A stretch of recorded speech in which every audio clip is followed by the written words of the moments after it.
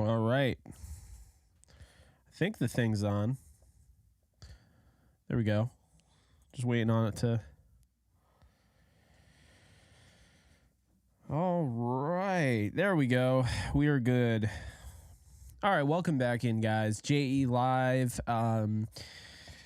This is one of the more fun ones, I think, that I've experienced in the Sean McVay era. I'll say that right now. Anyone who knows me, like from the get-go, like when I first started content creation, Carson Wentz was one of my all-time favorite draft prospects I've ever scouted. Wanted him at number 1 overall. Thought the Rams were trading up because of, just his stock just kept spiking after the Senior Bowl. And I was really, I won't say I'm upset about Jared Goff being the pick, but I was not super happy on the level. I thought Wentz would be better. And who knows? Maybe Wentz going to the Rams and Goff going to the Eagles, things change. But the point is, I've been a huge fan of Wentz for a long time, and I've defended him through thick and thin. And there's been a lot of thin. I mean, the guy almost won the MVP. He gets his ACL torn at the Coliseum. And, of course, you have that rivalry with him and Jared Goff, fan rivalry, not him. So that's always hurt him. And it's kind of like, man, I'm just happy to see this guy clearly enjoying football again. I feel like he was very close to just kind of hanging it up and giving up, and it's nice to see that, you see a guy that's worked this hard and, all the media dribble and all that about him. And I'm so happy for Carson Wentz, for the LA Rams, for the fans, for you guys. I mean, I'm so happy because, you're going to hear it. 49er fans are going to say, congrats on winning the backup bowl. Congrats on beating our backups, whatever. I mean, I don't really care what anyone says. They had their starters in for the full first half. And you could say, okay, they were up 20-7 at the end of the half. But I think a lot of that, and I'll touch on this, a lot of that I think was the Rams really trying to force feed Puka Nacua. Carson Wentz was in a rhythm. That took him out of it. But Sean McVay wanted him out of the game. So they're trying to get him to, break the record. I get it. I totally understand it. But this was just awesome to see. It's a team win. I mean, Wentz played really well. I thought Ronnie Rivers ran extremely well. They kind of went away from him a little bit. I thought you saw some great things out of the offensive line. Wentz had a lot of time. So I like that Sean McVay went into this with a strategy. He wasn't just like, hey, Carson, this is pretty much a preseason game. Go out there. You're going to have backups. No, he had starting offensive linemen throughout the game. I mean, obviously guys started coming off a little bit slowly but surely, but I was really impressed with that. I thought they did a nice job keeping him upright. That is a really tough defense. They got a lot of depth regardless. And then I love that they got Bryson Hopkins involved. That was awesome. That catch, the 29-yard catch, is the best catch of his career, and that's saying a lot since he made some key ones in the Super Bowl. Puka Nacua touchdown, beautiful throw from Carson Wentz. Puka was great in the limited time he was there. Obviously, the 49ers were getting away with holding on Puka Nacua. They were not going to let him get the record that easily. Ben Skoranek could have had a touchdown, or not a touchdown, but could have had a deep ball. Glad they called PI because that was clear as day. Davis Allen, they got him involved early on, getting his confidence up there. Tyler Johnson had a hell of a catch. Tutu Atwell only ends up with 7 yards on 2 catches, but he caught some of the most important catches in this game. First off, his 2-point conversion took the lead and won the game. And second, his catch on fourth down to extend that drive, huge first down conversion.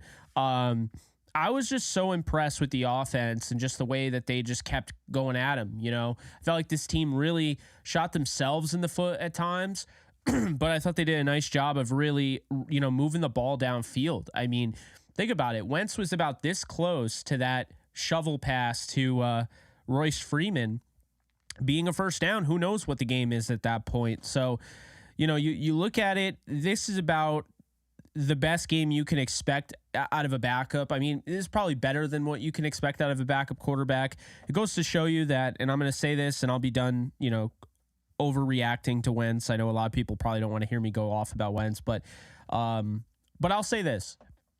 Carson Wentz is better than a lot of quarterbacks that started football games this year, meaningful games in the regular season. And there are teams that currently aren't going to make the playoffs. They are currently eliminated from playoff contention that could be playing next weekend had they picked up Carson Wentz and didn't listen to the media and didn't focus too much on politics and whatever the hell else and how religious he is. And if they just actually did what was best, because I love how they say, well, we're going to do what's in the best interest of our football team. Well, that was obviously not true, because I can name multiple starters down the row that aren't as good as Carson Wentz, and he proved that today.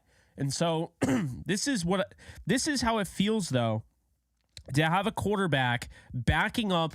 You have an elite starting quarterback, and then you have a quarterback that has won big games, is still very talented. Like I said, I told you guys, he's not trash. I said Wentz is still the guy. You guys give way too much, not you all, but the people that are against him gave way too much credit to Ron Rivera and the offensive coordinator last year, who Ron Rivera fired. Carson Wentz was in a bad situation last year. You know why? You know how I could tell that? Because Sean McVay used him better than he was used. By the way, in a vanilla offense for the most part, used him better than he was used in Washington. And he also threw 27 touchdowns and 7 interceptions. And oh, by the way, I have nothing against the Colts, but the Colts are in the playoffs if Carson Wentz started over Gardner Minshew, as much as I like Minshew. So this is what I'm going to say, okay? Wentz is better than a lot of the quarterbacks started this year. Teams made a mistake. I wanted him back in August. The Rams waited too long. It's why they're 10-7 and not 11-6. But we're not going to dwell on that, because the Rams are playing next week, their 18th football game of the season. They're going to the playoffs. They're going to Detroit. That is what we're going to say there. On the other side of this, I thought the Rams defense, man, they got pressure. I don't know. I mean, the starting offensive line was out there for a while, guys. That defensive line got pressure. Kobe Turner, I don't even think he got a sack in this one. They didn't give it to him. I think they gave a full one to Desjuan Johnson, Mr. Irrelevant, which is special. Mr. Irrelevant made the play of the game with Kobe Turner. Kobe Turner had pressure after pressure after pressure.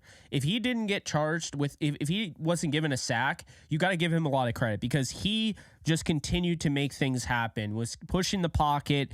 It was really impressive what we saw to him. Byron Young had a huge sack, and he also made some key plays in this one. I thought Quentin Lake looked really good. I got to give a shout out to my guy, Bobby Brown. That first drive, he bullied on the first drive. And then you saw, he did a really nice job of just gap eating, right? Just really hard to run up the middle when you have him. Michael Hoyt, huge sack, throwing up the LA logo. Love it. Big fan of what he's been doing over the last few weeks. And Russ Yeast, we got to talk about him. Russ Yeast may have given up 2 completions, right? He almost gave up 2 completions. But his hits, he forced 2 incompletions based on how he continued to play the football. So instead of just tackling, like if he grabbed his legs, those are both completions. But instead, he punched the ball while he was tackling, used great form, and that's what you end up seeing. So you love to see that from a young player. I like seeing Jason Taylor in there. I saw Fadu Kasi, who made his debut, Rams debut of the season, being taken off the practice squad. Just really fun game, man. Really fun game. The Wentz interception was really unfortunate. It's the one blemish on his box score, but in reality, wasn't his fault. He was sacked twice. They sacked Darnold 3 times. Elijah Mitchell only ran 3.7 yards per carry. I thought the Rams really kind of dictated the second half. I mean, they scored 14 unanswered, and the 49ers really couldn't move the ball. So adjustments were made. Credit to Raheem Morris, credit to Sean McVay. And I'll be honest with you, I thought Puka played well, but the Rams weren't going to be able to play a legitimate football game until they got Puka Nacua out of there, because all they're trying to do at that point is get him his due, get him his records, and get him out.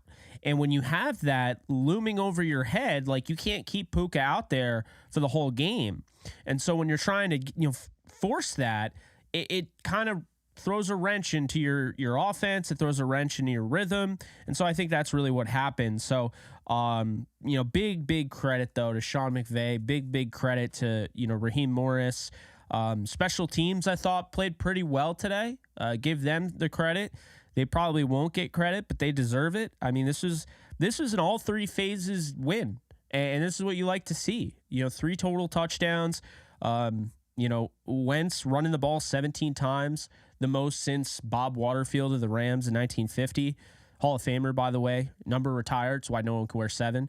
So a lot of cool stuff in this game to take away, but this is a fun one, guys. I mean, it was frustrating. The 49ers killed the clock in the first half, but getting to see Wentz do what he does, I was very impressed. And I'll say this. This might sound bold. I don't care. If, God forbid, Stafford went down with an injury, and I hope to God it doesn't happen, Carson Wentz can win a Super Bowl with this team. Because what Carson Wentz did today is going to be discredited as, he's just doing it against backups. Well, he's throwing to backups. So imagine what he could have done if he had Puka Nacua the whole game, and he had Kyren Williams, and he had Cooper Kupp. That's the thing. So I really do trust Carson Wentz. I mean, for the first time ever, I really trust the backup quarterback. If Stafford went down, you could still run the offense. And you could change up some things and add a wrinkle to it. I feel like the Rams need to do whatever they can to bring him back next year. But I don't think it's going to happen. I think this is Baker Mayfield all over again. Now, you could say it's just one game. I'm telling you, I think teams are way too scared. They read what the media was saying about him. They heard rumors. They're too scared about the locker room thing. And, I think it hurt them. I think that they wanted to see another team take a chance on him before they did. And now that the Rams took a chance on him and they put that out there and now everyone knows, I think now they'll be like, okay, now I'll take advantage. But yeah, I give everyone on the Rams a lot of credit in this one. This was a fun all 3 phases win. I'm sure Sean McVay loved this win. It's not easy, right? The one thing I'll say with special teams, no field goals, an extra point missed by Maher. He's got to be better. Ethan Evans had a punt inside the 20. He had a 51-yard punt, an average of 48 on 2. They didn't really punt much in this game, and that's really the thing. You only see 21 points, but what you don't see is the fact that really the Rams did not get stopped very often. I mean, they continued to move the ball, and Sean McVay showing his aggression on 4th down, which you love to see. I mean, that was straight out of Dan Campbell's playbook. I mean, I thought when they went for it, I think it was the 3rd time, and they didn't get it. I actually wanted to kick the field goal and instead, go, I think it would have been 16 to 20. I wanted to kick the field goal, but credit to the Rams. I mean, credit to Sean McVay, staying aggressive and doing your thing. The time of possession ends up being 31-29. So very, very back and forth, close, tight game altogether. But in reality, I think the Rams outplayed the 49ers in the second half, and that was the difference. I mean, they shut them out. I thought the defense stepped up in a big way. And, this is huge. This is huge. They don't have to play a red-hot Dallas team in Dallas. They don't have to play an undefeated home team. They don't have to try and be the first 7 seed to ever win in the playoffs. They just get to play their style of football next week in Detroit. And I do have them winning that game. I know it's early. We'll talk more about this game. I don't want this live stream just to turn into a preview for the Rams-Lions. I want us to enjoy this. I want us to breathe this in. This is a huge win, okay? This is a huge win. The Rams did not get help from the Packers. The Packers won, so the Rams would have been the 7th seed. And the Rams did not probably find that out until after the game. Maybe they found out. I don't know. But Wentz, when his best was required, he stepped up in a big way. Tutu Atwell hanging on to the 2-point conversion, and that was the game. And then the defense stepped up, and it's enjoy this. Don't be in a hurry just because people told you it doesn't matter. Don't be in a hurry to discredit this win. This is a huge win, guys. This is a huge win, okay? You know what else this does that no one wants to talk about? This also makes it so now the Rams are above 500 road team going into the playoffs. That's right, 5-4 on the road. They've won 7 of their last 8 coming out of the bye. The only team that they lost to after the bye was the Ravens, who are arguably the best team in football. So, like, I'm really, really impressed. And I had 10-7 coming into the year. You guys know that. I had the Rams losing to the Lions in the divisional round. That was back when I thought the Lions were going to be the best team in the league, to be honest with you. I had them going to the Super Bowl and losing the Bengals, but I thought that they would be like the best team in the NFC.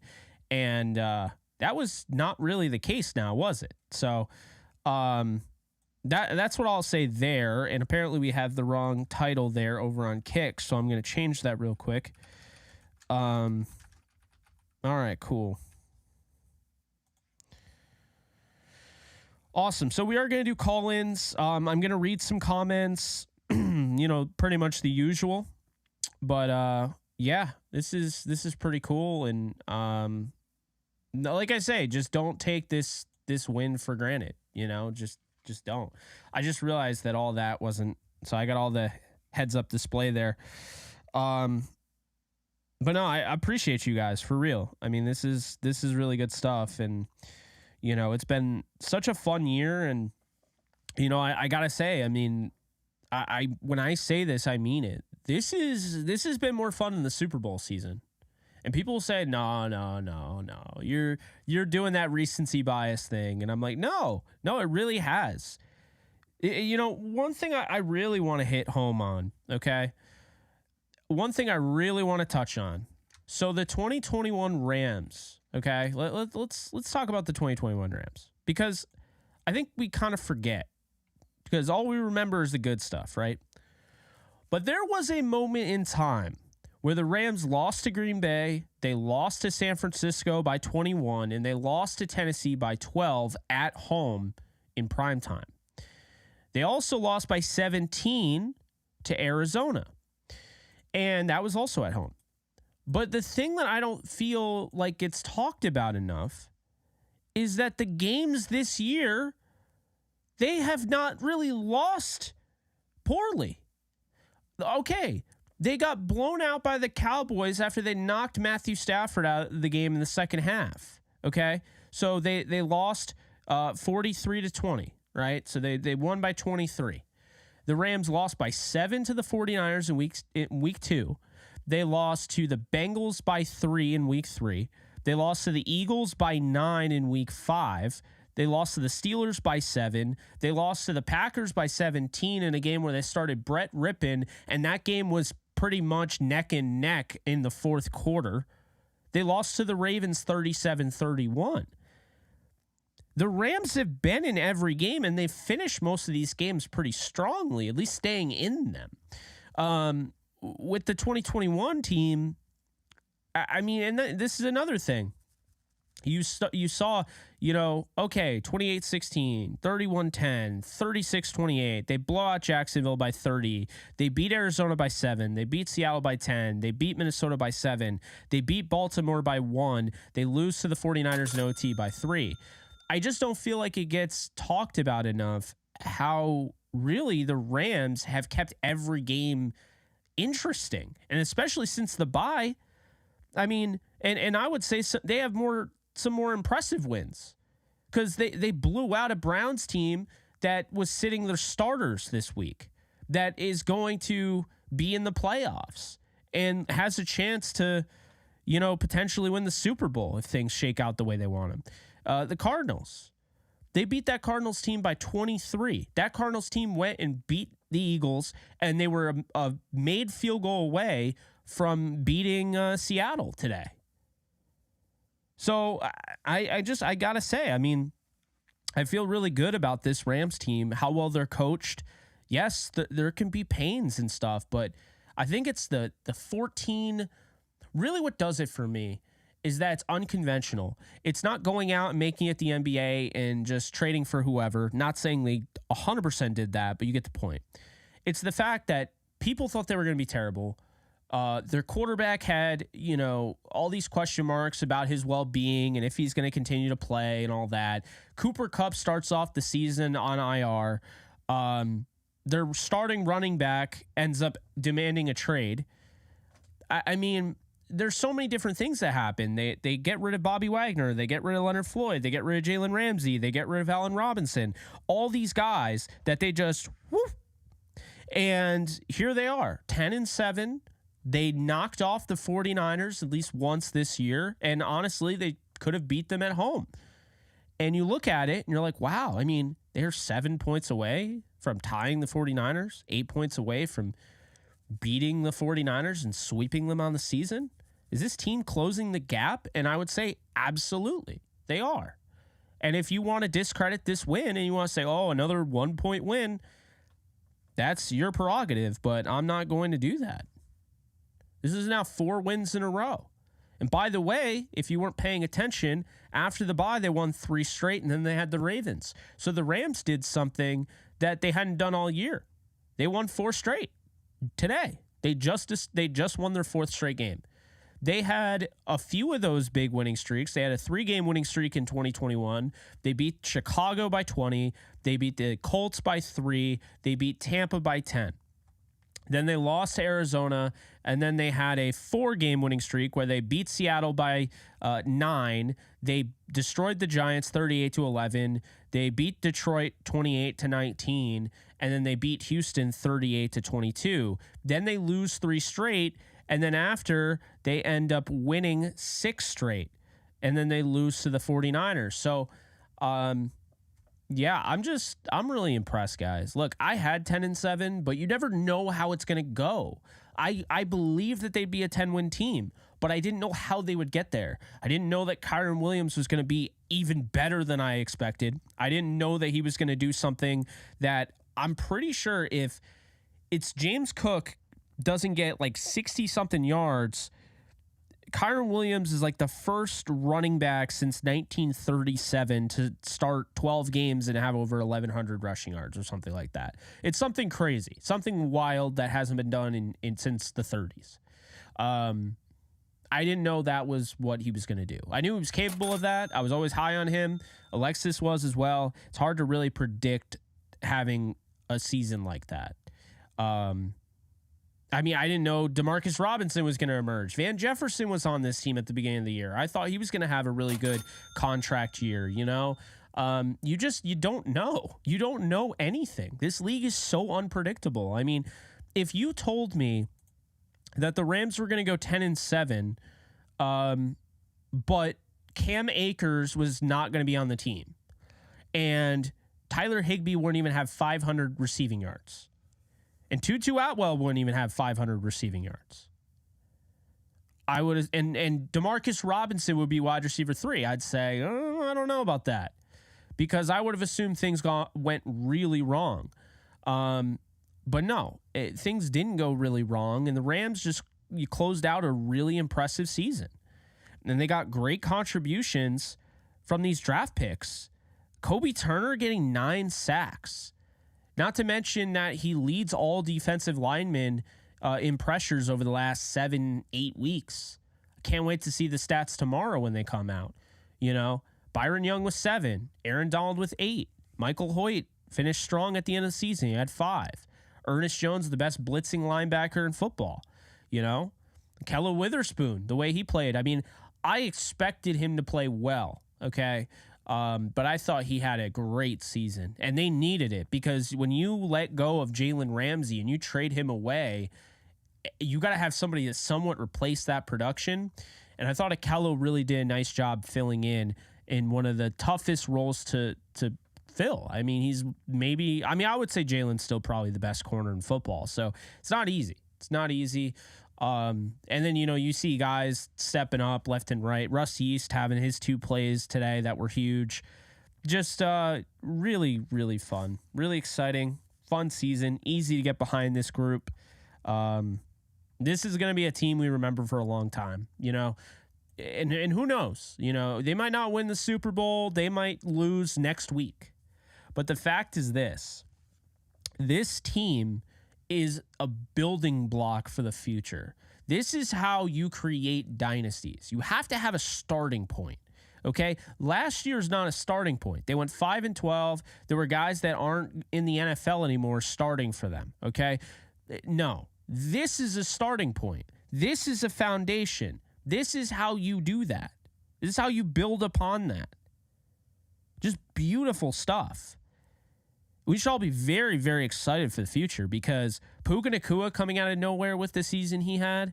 I mean, come on, guys. And he's probably not going to win Offensive Rookie of the Year. And you know what? It's a shame, but I'm over it. I'm over it. I already said my piece. I made a video about it.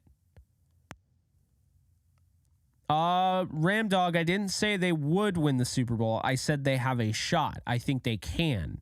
And saying they will. Like 2021 to 2022, I said the moment they got Matthew Stafford, this team's winning it all. This team can't be beat. This team was Matthew Stafford away from winning a Super Bowl. I said that.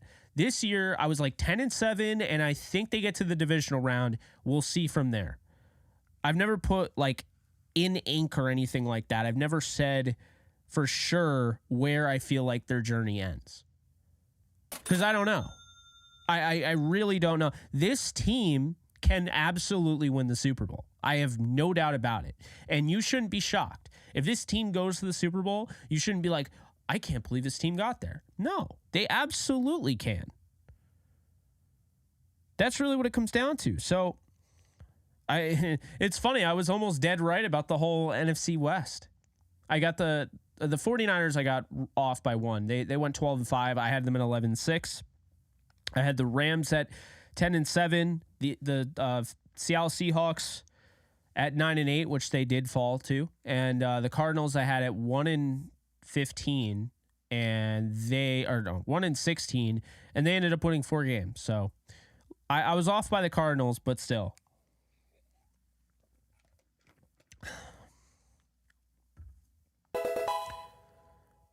Man, pretty crazy when you think about it, though. Sean McVay really is. I mean, I'm going to say it. Sean McVay is the best damn football coach in the NFL. There's no one better. And he's not perfect. He has his quirks. He still struggles in certain areas. Red zone play calling can be a little bit with him. Abandoning the run at times. Getting tunnel vision. Timeouts. But Sean McVay is the best head coach in the National Football League. And this is why. If this doesn't prove it, then what does? He's the youngest coach in the NFL, already has 2 Super Bowls under his belt, and has a Super Bowl win, okay? He's coached guys like Puka Nacua and Kyron Williams and Jordan Fuller and all these 5th, 6th rounders and turned them in, developed them into this. And the guy has multiple 10-plus win seasons in his career. I think it's like 5 out of 7, right? There's the year he went 9-7 and 5-12. That's it. So he's had at least 10 wins in 5 of his 7 seasons. Okay? So 10 wins in 5 of his last 7 seasons. And here he is with a team that Vegas thought would win less than 6 games, with a team that everyone in the media was saying was tanking, literally losing on purpose so they could pick a kid out of college.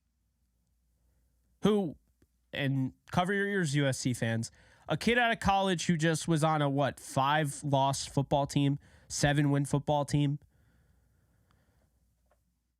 And he does this. And he does this with Cooper Kupp starting the season on IR. He does this with Matthew Stafford with a few injuries in the middle of the season. He does this losing his number 1 running back for 4 games. Really? He did all that. He did all this with all those injuries and all these things that just happen to show up. No. He's the best. He is. He's gotten to the point for me, okay, where you could put him on the worst team in the league and they would potentially make the playoffs. I mean, think about last year. For his first losing season, he's had 6 out of the 7 seasons he's coached. He's he's had winning seasons.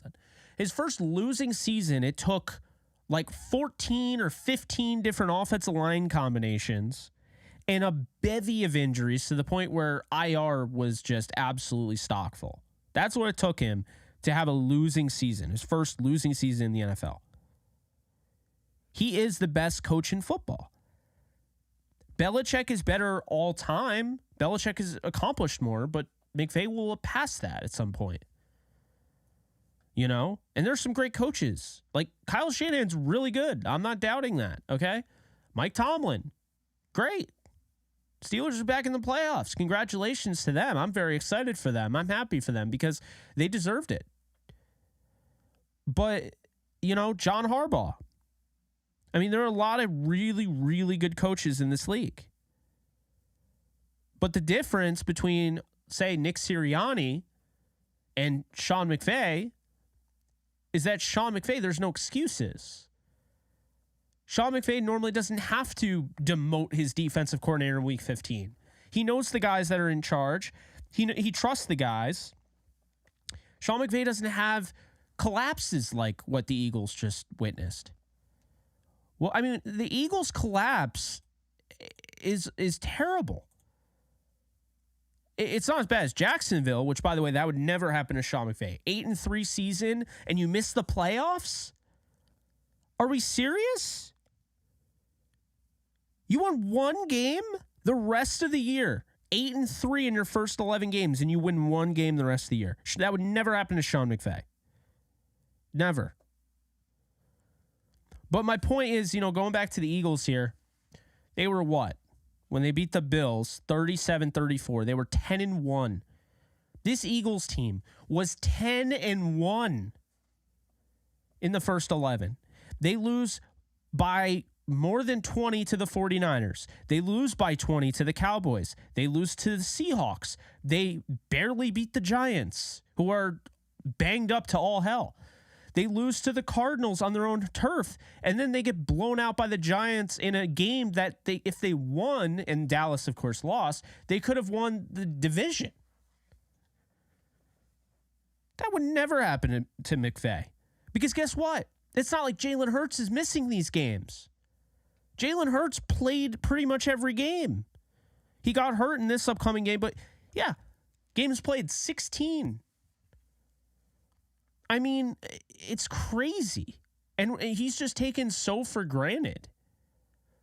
So, yeah, I mean, that's kind of where I stand on that. I think Sean McVay is a hell of a football coach. I think he's the best in the league. And I've always I like giving seniority there. I like giving, like, Belichick, like, some extra points there and Tomlin and Harbaugh. But I've seen enough.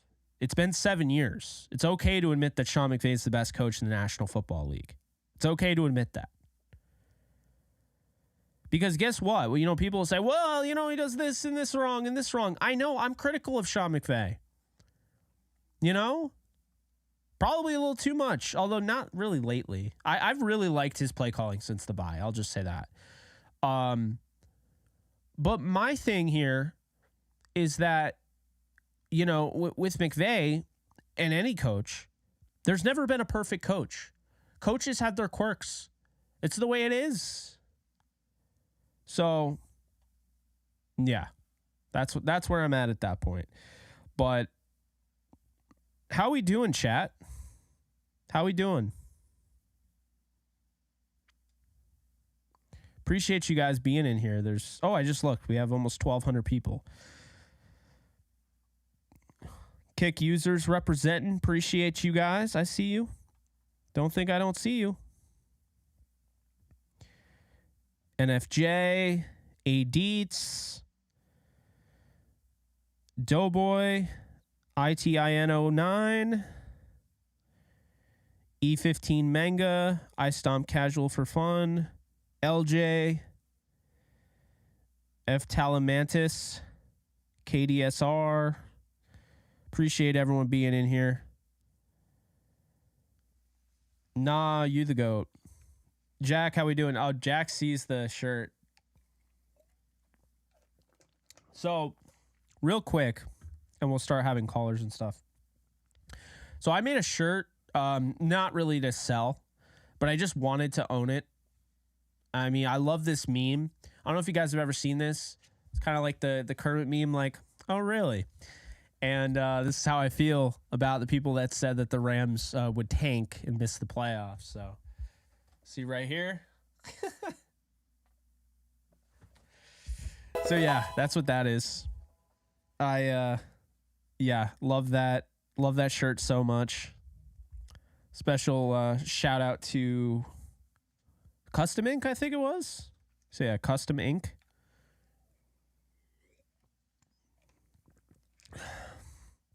If you ever love a meme so much, just get it on a shirt. Love Kermit the Frog. How can you not? It is a little tight up here. That's the only thing I would say. I think it's a large, but yeah. Anyway, let's go to. Got a bunch of people in there. Hell yeah. All right.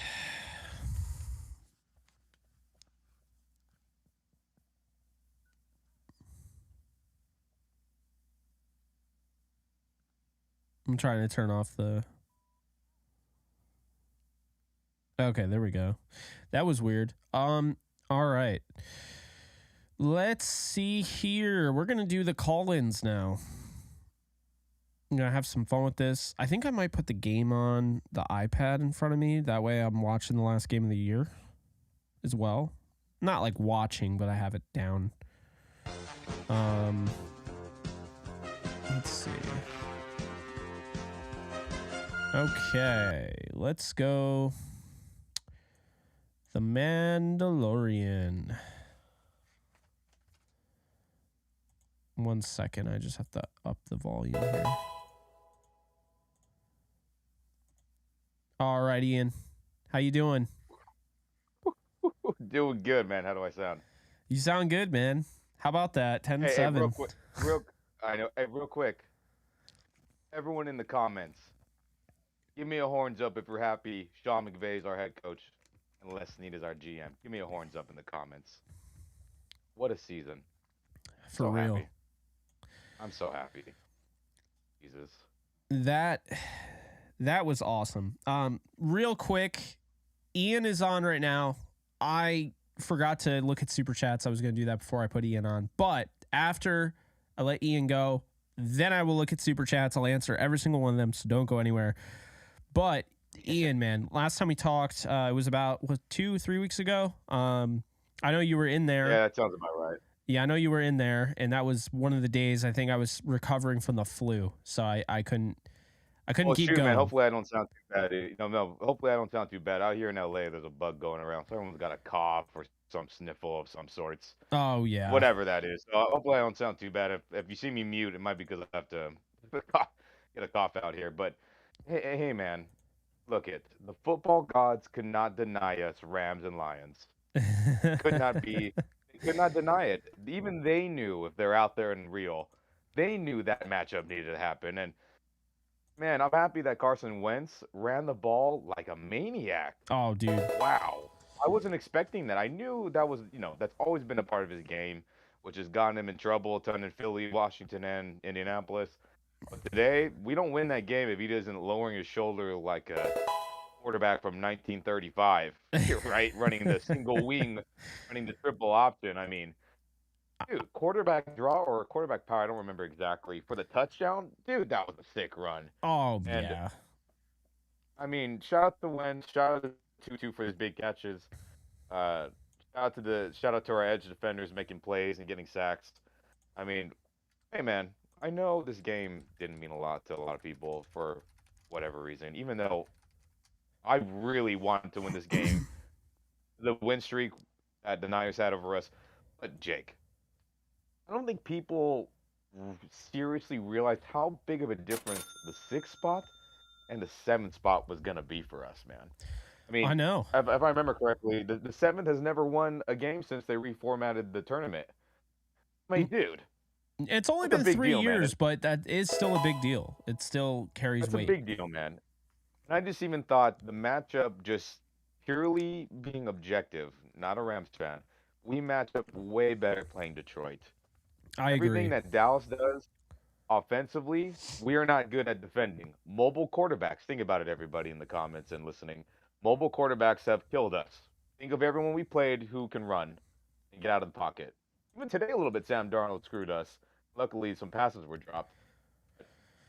Not good. Dak Prescott's able to do that. Receivers who can attack downfield and win in big plays. Recent history, we don't defend that well. So that coupled with their defense, with Marcus Lawrence is still a good edge defender. Michael Parsons is all world. They have a solid secondary. It just wasn't a good matchup. So I know people are like, it doesn't matter. We're a different team. Yes, that's 100% true. But guys, Detroit's defense ain't that great. Let's keep it real. Their offense minus Sam Laporta now, which that's pretty crappy. He was one of the best tight ends this year. It just favors us better, man. An unmobile quarterback like Goff, he escapes the pocket. He's not running Byron Young. He's not. He maybe might get a step or two on Michael Hoyt. Hopefully not. But it just everything sets up so much better for us to win in this first round, playing the Lions as the 6th seed. Going into Dallas, I don't know. I wasn't gonna feel good if that was gonna be the case, but a ginger quarterback went, got it done, baby. No, man, I agree. I think for I think for a while, I think Wentz, it kind of goes to show you, he's been kind of blackballed by the NFL, at least in some capacity. Yeah. And I think today he made a bunch of GMs look really stupid, because I said it, during my spiel. I was like, this guy could 100% be the reason a team that currently isn't in the playoffs is in the playoffs. Like, I think he probably, I'm not trying to take too much away from Minshew, but I mean, he could have done better with the Colts, I thought, Wentz. Yeah, well, And you know what the team I immediately thought of? Because my buddy's a Vikings fan. I thought of the Vikings, Minnesota Vikings. 100%. 100%. Oh, you don't think Kevin O'Connell and Carson Wentz couldn't have put a nice little campaign together, for at least for 8 games? I'm glad you Seriously. brought that up, by the way, because, I mean, man, you're watching the game 30-20, Lions win, right? You can't tell me you're at least thinking a little bit about, like, wow, Kevin O'Connell sure is having no issue with not a really good quarterback right now, being able to test deep down the field against the secondary. Yeah, I mean, You're like, so that's interesting. we look at that team. I mean, we can go down the list. Obviously, Browns fucking struck gold with Flacco-sance that's going on in Cleveland. Yeah. Renaissance of Joe Flacco. It's just crazy. Excuse me. Maybe if Denver had Wentz, If Denver had, yeah. I mean, Denver, there's plenty of Raiders, Chargers. Yep. I mean, golly, man. Herbert was hurt all year, for him.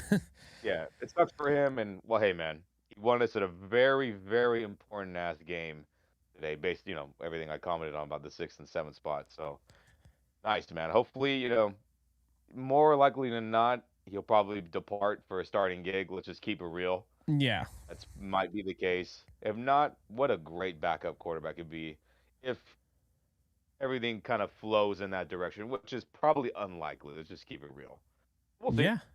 But yeah, freaking A, man. I mean, shoot, Jake. I mean, thinking of this next week, man. I mean, it's here. The tournament is here, man. And comment section, help us out here. What day, what time slot do you think this game's going to be? This better be a primetime game on Sunday Night Football. I want it to be a Sunday game. I really don't want to play on Saturday.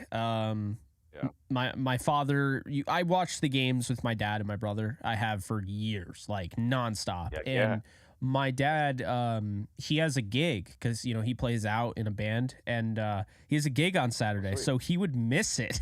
And I'm not going because the last time I went to, a gig when the Rams were playing on Saturday was the Rams-Falcons game. And I ended up getting so sick that I was in a coma until the next day. So, dude. Yeah. So, not doing that again. But no, all jokes aside, Sunday night, one Either Sunday 1 o'clock, 4 p.m. or 8. Like I'm just good. I want Sunday. Monday is BS. To me, you make the dance and they're like, oh, we reward you by forcing you to play on a short week. And then their argument would Yeah, be like, well, we're not going to put you on next Saturday. We'll put you on next Sunday if you win. It's like, no, it's still a short week, you numbnut. Like no, I know. I hated that when I the mean, Rams got damn stuck it, doing Jake. that. Damn it, Jake. That's probably what's gonna happen, ain't it? We're gonna get crammed on the Monday Night Football for the whole world to see. I don't think Which so because I think it was 4-5 matchup. I think that's like they do it for the 4-5, if I'm not mistaken. interesting.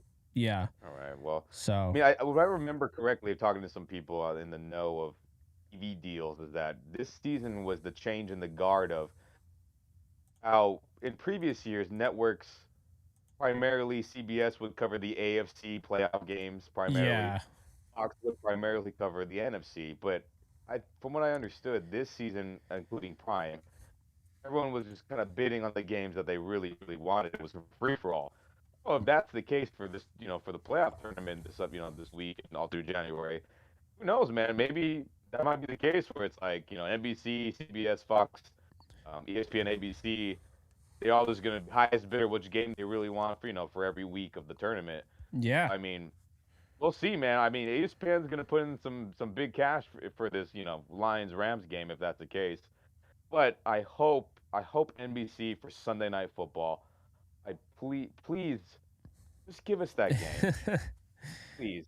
Just where everyone Rams fans around the nation will be able to watch that game. There's a lot of people still work on Sundays and things going on, and I'm sure some of you will take off purposely. Good for you to watch our team. But I just think that would be. It's just too good of a matchup for all the history, the stories, the quarterbacks, the coach. The GM. It's just so deep. How can this not be the Sunday night game? That's why I'm hoping NBC lobbies hard, and chumps up some change to get that game. But yeah, man, crazy. And gosh, we have a good chance to win this game, man. We do. This is the best outcome that could have happened.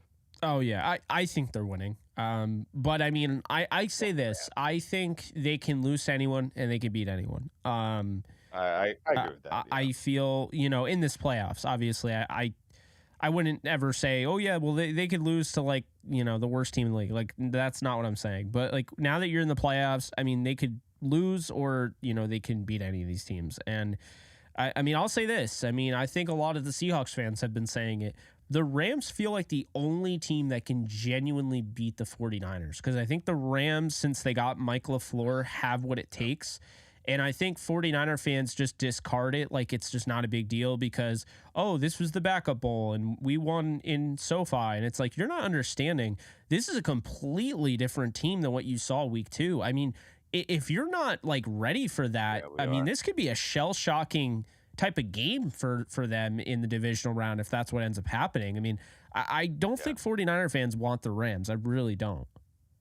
No, I mean, look, they should feel good about how they've beaten the crap out of Dallas and Philly, and the way Philly Yeah. looks, they're falling apart, man. I got friends that are Eagles fans. They're Oh, like, it ain't good. this season's done.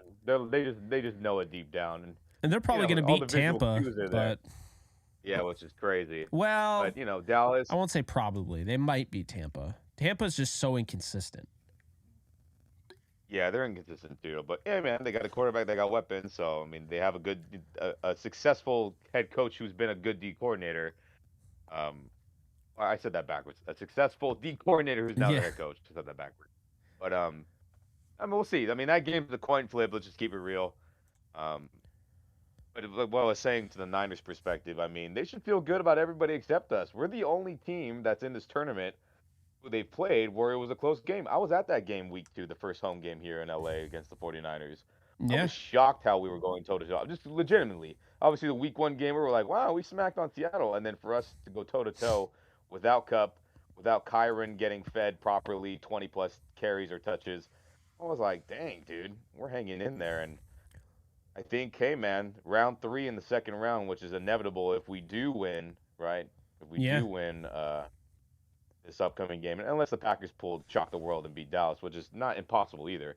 But if that, the inevitable matchup that we're going to face with them if we keep advancing, I mean, if I were their fan base, I wouldn't feel good about facing us either. at all, Nope. man. Nope. Not at Because all.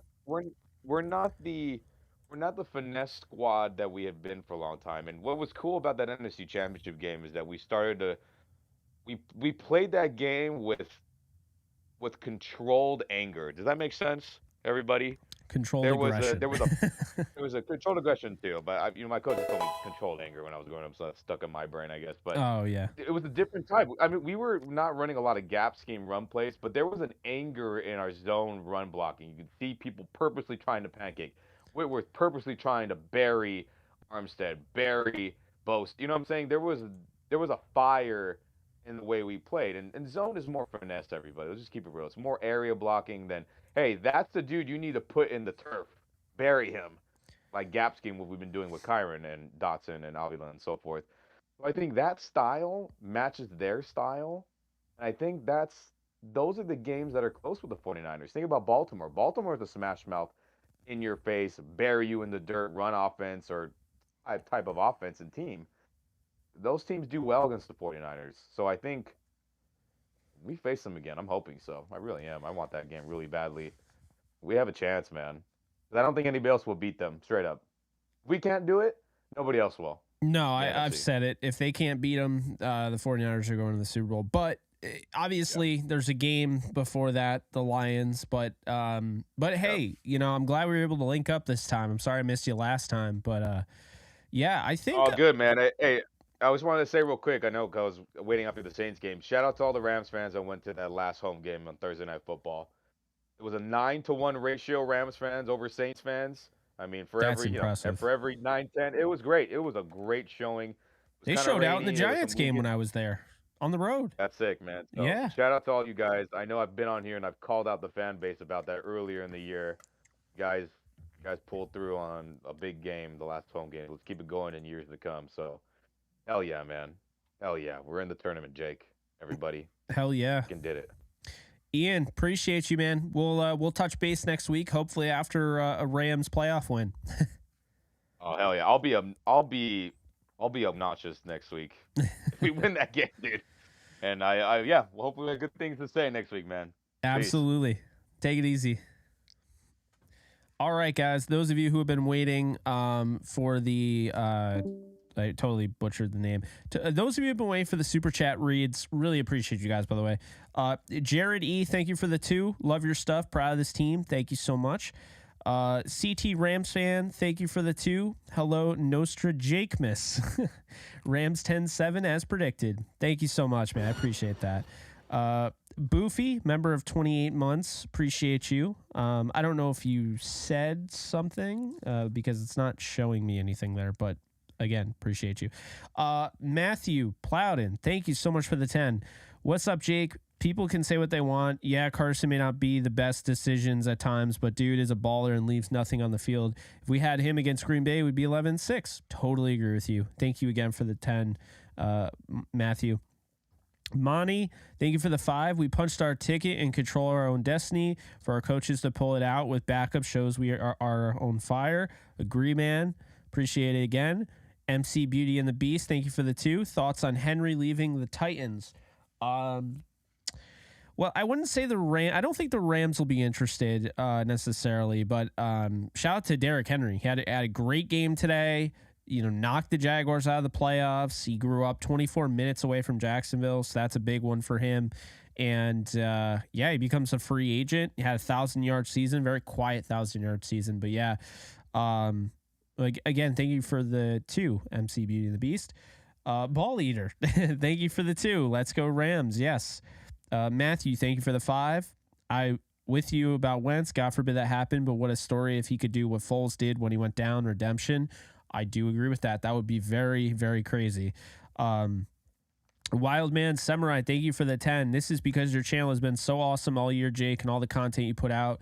LFG, Rams, horns up. Appreciate you, Wildman Samurai. Dan, thank you for the 2. Fuller got hurt. Should have benched more guys.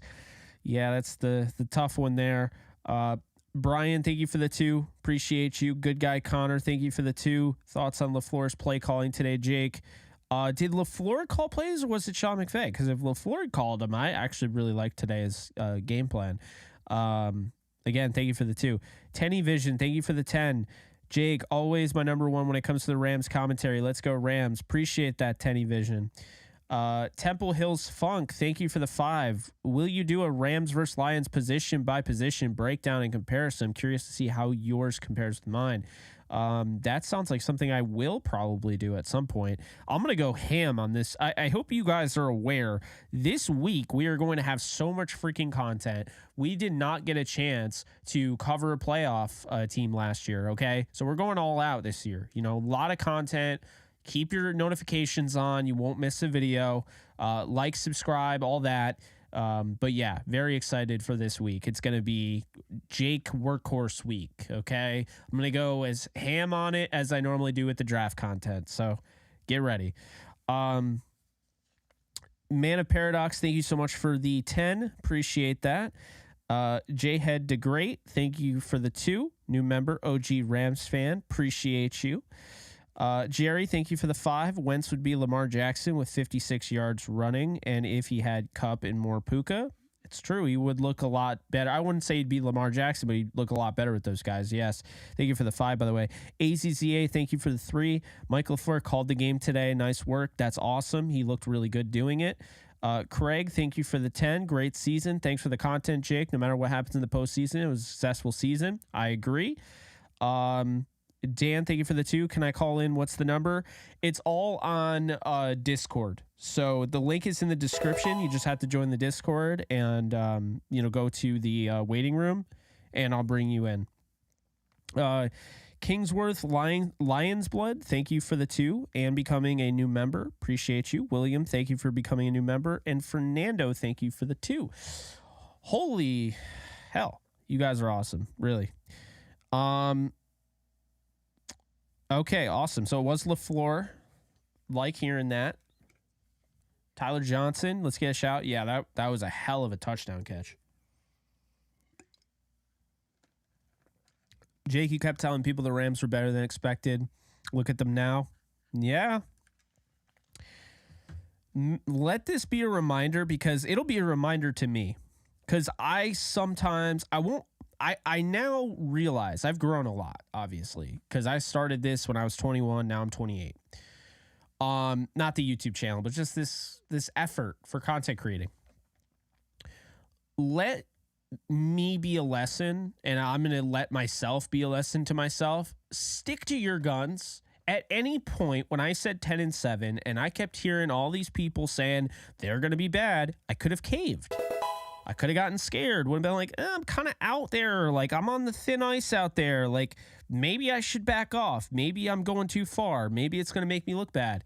No. Stick to your guns. Because the Rams stuck to their guns. They got Kobe Turner, who's potentially Defensive Rookie of the Year. Because the Rams stuck to their guns, they got Puka Nacua. And they got him at the end of the 5th. He was their fifth round picks. When you stick to your guns, you hire Sean McVay instead of Jeff Fisher. That's the thing. Stick to your guns. Don't let anybody back you off what you initially intended or you initially believe in. Because guess what? They're not God. They don't know. We're both just making educated guesses. Yours could be better than mine. Mine could be better than yours. But why would I back off mine when I might be right? Stick to your guns. Stick to your gut. Don't back down on anything, especially when you're talking about takes. So that's what I'll say about that. But, oh my God, we got a lot of people. So since I want to get everyone in, we're going to be a little, let's try to do 5 to 10 minutes per person. Maybe 5. Let's do 5 minutes per person. We got a lot of people. 1, 2, 3, 4, 5, 6, 7, 8, 9, 10, 11, 12, 13. I can't do math, so let's see how much time is that if I do 5 per person. Well, that's kind of stupid that I'm even doing this because I should know this. It's 65, you idiot. Okay, so that's over an hour. So an hour and 5 minutes if I do 5 minutes per person. And all right, one thing I want to point out over on Kick, which I didn't get a chance to say, But Swizzleberry, I just happened to notice, probably because I have them tabbed right now, and I should probably not have it that way, but I did notice it. You gifted me 10 subs. So really appreciate that, Swizzleberry. Thank you so much. Talamantis needs some JE merch. It's on the YouTube channel. It actually should be below on my Kick channel as well. So there's that. Appreciate everyone who's still here. We have 16 people on Kick right now and over 900 people on YouTube. So awesome stuff there. Be sure to hit the thumbs up button, also known as the like button if you're on YouTube. That is going to push this out to more people.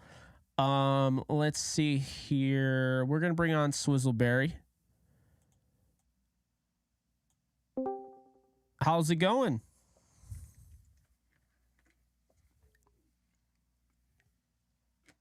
That's going good. How are you?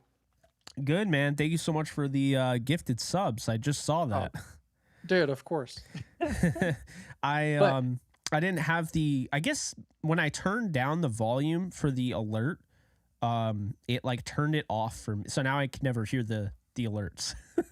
Oh, perfect. Yeah, so that's normally how that's supposed to work, not. But yeah, give me your thoughts on the game. Well, I mean, I think we're all in the same boat of just that was awesome and exciting. Just the fact that we got the win going into playoffs. Yeah. And we got the matchup we wanted. Yes. That's the part that I am most excited about. And the reality is no one got hurt. I mean, aside from Jordan Fuller, might get a little banged up, but from what I saw, it looked like everyone stayed pretty healthy and they had a good focus on not keeping people out there longer than they needed to be. Yeah. And it seems like a lot of the NFL had a little bit of an issue with that. I mean, there were injuries left and right. It seemed like the Eagles were banged up. The Lions lost Laporta, which, I'd be doing you guys a disservice if I didn't mention throughout the week how big that is for the Rams. You never want to see an injury. And if you're like me, you want to play a team at their best because you believe your team is that good. But to act like Sam Laporta being injured isn't that big of a deal would be really dumb. Laporta is arguably the second best receiving tight end in football, behind only George Kittle right now. Like, I think he's already surpassed Travis Kelce. Like, I think Kelce is kind of going downhill a little bit. I know downhill is still a 900-plus yard season, but that's significant injury. And if I was going to design a game plan to go up against the Rams defense, I would be targeting tight ends 100%. More than half the game. And that'd be my game plan. I want to exploit that middle of the field, 5-10 yard range, and just go after it time and time and time again. Not having Laporta is massive. Like, that's just... It really hurts them. It really hurts them. I mean, and I don't know how things worked out with what's his face, Khalif Raymond, who they got in free agency a few years back from Tennessee, but he's their best returner. He's their guy, and I maybe I'm wrong for this, but I keep watching and I'm like, I'm not watching Gibbs and thinking, wow, he scares me. I'm not watching Montgomery and thinking, wow, he scares me. Amon-Ra St. Brown doesn't scare me. The one guy that really scares me is whoever's going to be returning punts. Yep. Because I 100%. Feel like this, I mean, think about it. They go up against Ayuk. They go up against Kittle. Or they go up against, Deebo Samuel. They go up against A.J. Brown. They go up against all these wide receivers. Nothing the Lions have is going to be something the Rams haven't seen this year. There's no variation of what the Lions do that is going to be different than anything the Rams have seen. Yeah. So, and it's not to disrespect them. I'm very high on the Lions, but I will say it was way higher before the season, was way higher after the game against the Chiefs. And now I kind of feel like I'm just not as high on the Lions as I was. I thought they were going to go to the Super Bowl, and they still could, But right now, I feel like they're in a kind of a tough spot going up against a really wicked hot Rams team right now who've won 7 of the last 8 games. Their situation is tough because of their defense. They have a really cool and very good looking offense overall, but the fact that they give up so much yards to quarterbacks is very concerning. I mean, Nick Mullins was shredding the secondary. And then you had the announcers like, oh, maybe he can play in this league. It's like, no, don't go there. Yeah, they should have been thinking the opposite of like, is this really a Super Bowl caliber secondary? No, it's not. Absolutely not. Which, yeah, I'm one to speak as a Rams fan. When we look at our safeties, we're almost in the same boat. But it's just nuts of like, you get a quarterback like Stafford, he's going to shred them up. You get an offense like the 49ers, they're going to exploit that all day. Yeah. You go up against Baltimore if they're in the Super Bowl. Again, they're just going to get eaten alive, and their best hope is to have the ball last in the game and hopefully win in a shootout. Exactly. It's just, which, by the way, make sense. I trust Stafford more than I trust Goff in a shootout. Well, yeah, that's what I'll say. The only like winning shootout I remember from Goff was against Kansas City, and that was what, 5 years ago now? Yeah. Yeah, that was a lot of fun to watch. But yeah, I think all right, this is what I'll ask you. When do you think, and I'm curious, when do you think this playoff game is going to take place? Do you think they get a Saturday, a Sunday, a Monday, and like what time slot? So knowing the NFL, granted, all the playoff games are going to have their own time slot. There's not going to be any simultaneously played games. But I think they're going to go for their highest viewing time, which is probably Sunday night. And I'm hoping for that. Yeah. Or I just have this weird gut feeling that they're going to shoot for Saturday. Oh, I hope not.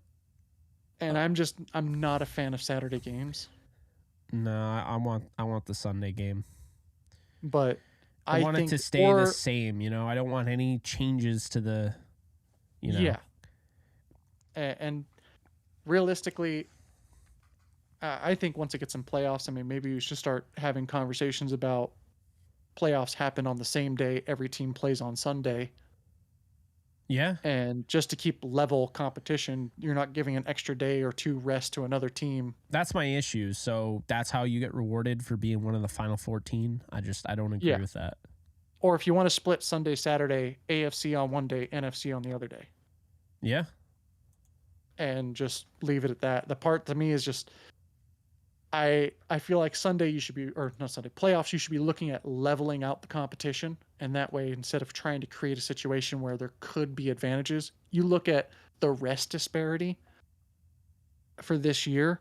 San Francisco and the Rams both had to face teams that had significantly more rest leading into their games during the season. Yeah. That shouldn't be like that at the end of the season or in the playoffs. I mean, both teams had to face 3 teams coming off of a bye week. Isn't it funny though? They won the Super Bowl the year they had like an unfair advantage or unfair. They were at a disadvantage because they played on Monday night and then they played on Sunday and they beat the Tampa. They beat the Bucks and then they played the 49ers the next Sunday. So, I mean, really, that's the thing is that like the first week can kind of make or break you. Depending on how like the rest and everything works out. Because you can essentially create a disadvantage throughout the playoffs if you only give one team, and that's my issue with the Monday Night Football game. I think that you're constantly, that'll hang over your head. I mean, the Rams won the Super Bowl, but who's to say maybe they're a little bit sharper, and and they looked great against Tampa, but maybe that kind of wore on them. Who knows? You don't know. Yeah, and that's the thing is like, I would like to see more attempts to kind of level the playing field as much as possible in playoffs, because it's not like other sports where we get a series. When you play up to 7 games and you have to win 4 of the games, whatever, it doesn't matter. The best team's going to win. But when it's a single game, every minor detail matters more. Yes.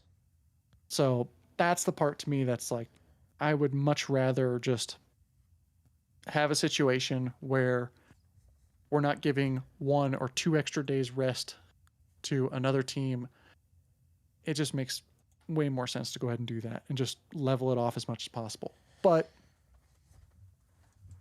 I mean, that would be too logical and straightforward for the NFL if we're being Oh man, isn't that the truth? But hey man, I appreciate you. I got to get through this long list of people. So yeah, I'll let you get going. I mean, hey, thanks for everything. Congrats. I've seen you well over 1,000 concurrent viewers on YouTube for a little bit. That's freaking awesome. Yeah, no, thank you. I appreciate that. So yeah, that was great. Hope everything goes well, and we'll talk to everyone later.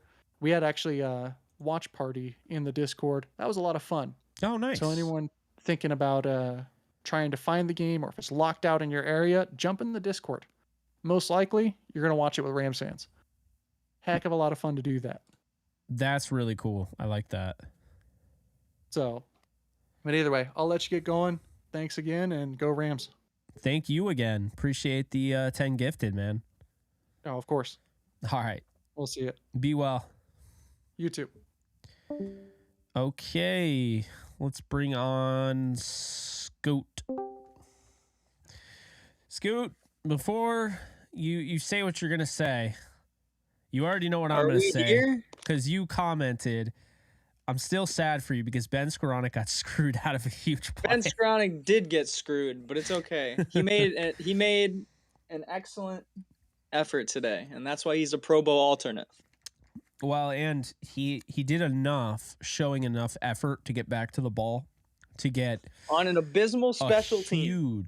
Huge PI.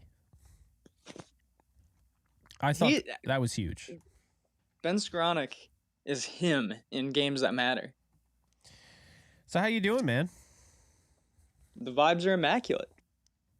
Yeah, I mean we're 10-7. That was one of my favorite. That was one of my favorite games because, I mean, I'm such a Wentz fan, and just to see him get this opportunity when I've been saying he's not washed people, give him his shot, and everyone's saying, oh, he's trash, and just 3 total touchdowns and a win over the Niners. I mean, it doesn't get any better. He was great. He played great today. Did it with his legs, a lot of designed runs. You think McVay wants a mobile quarterback? I know. It made me wonder. It was like, man, that was 17 runs with Carson, It's like, damn. Carson crushing it on the ground today. And now, you know what? You know what? We don't have to hear anymore how many regular season games that the 49ers have won over the Rams in a row. Oh my God, that was so annoying. No more. No more. It doesn't matter if it was a meaningless game. Quote unquote meaningless. It wasn't, because the Packers won. We wanted Detroit. Yeah.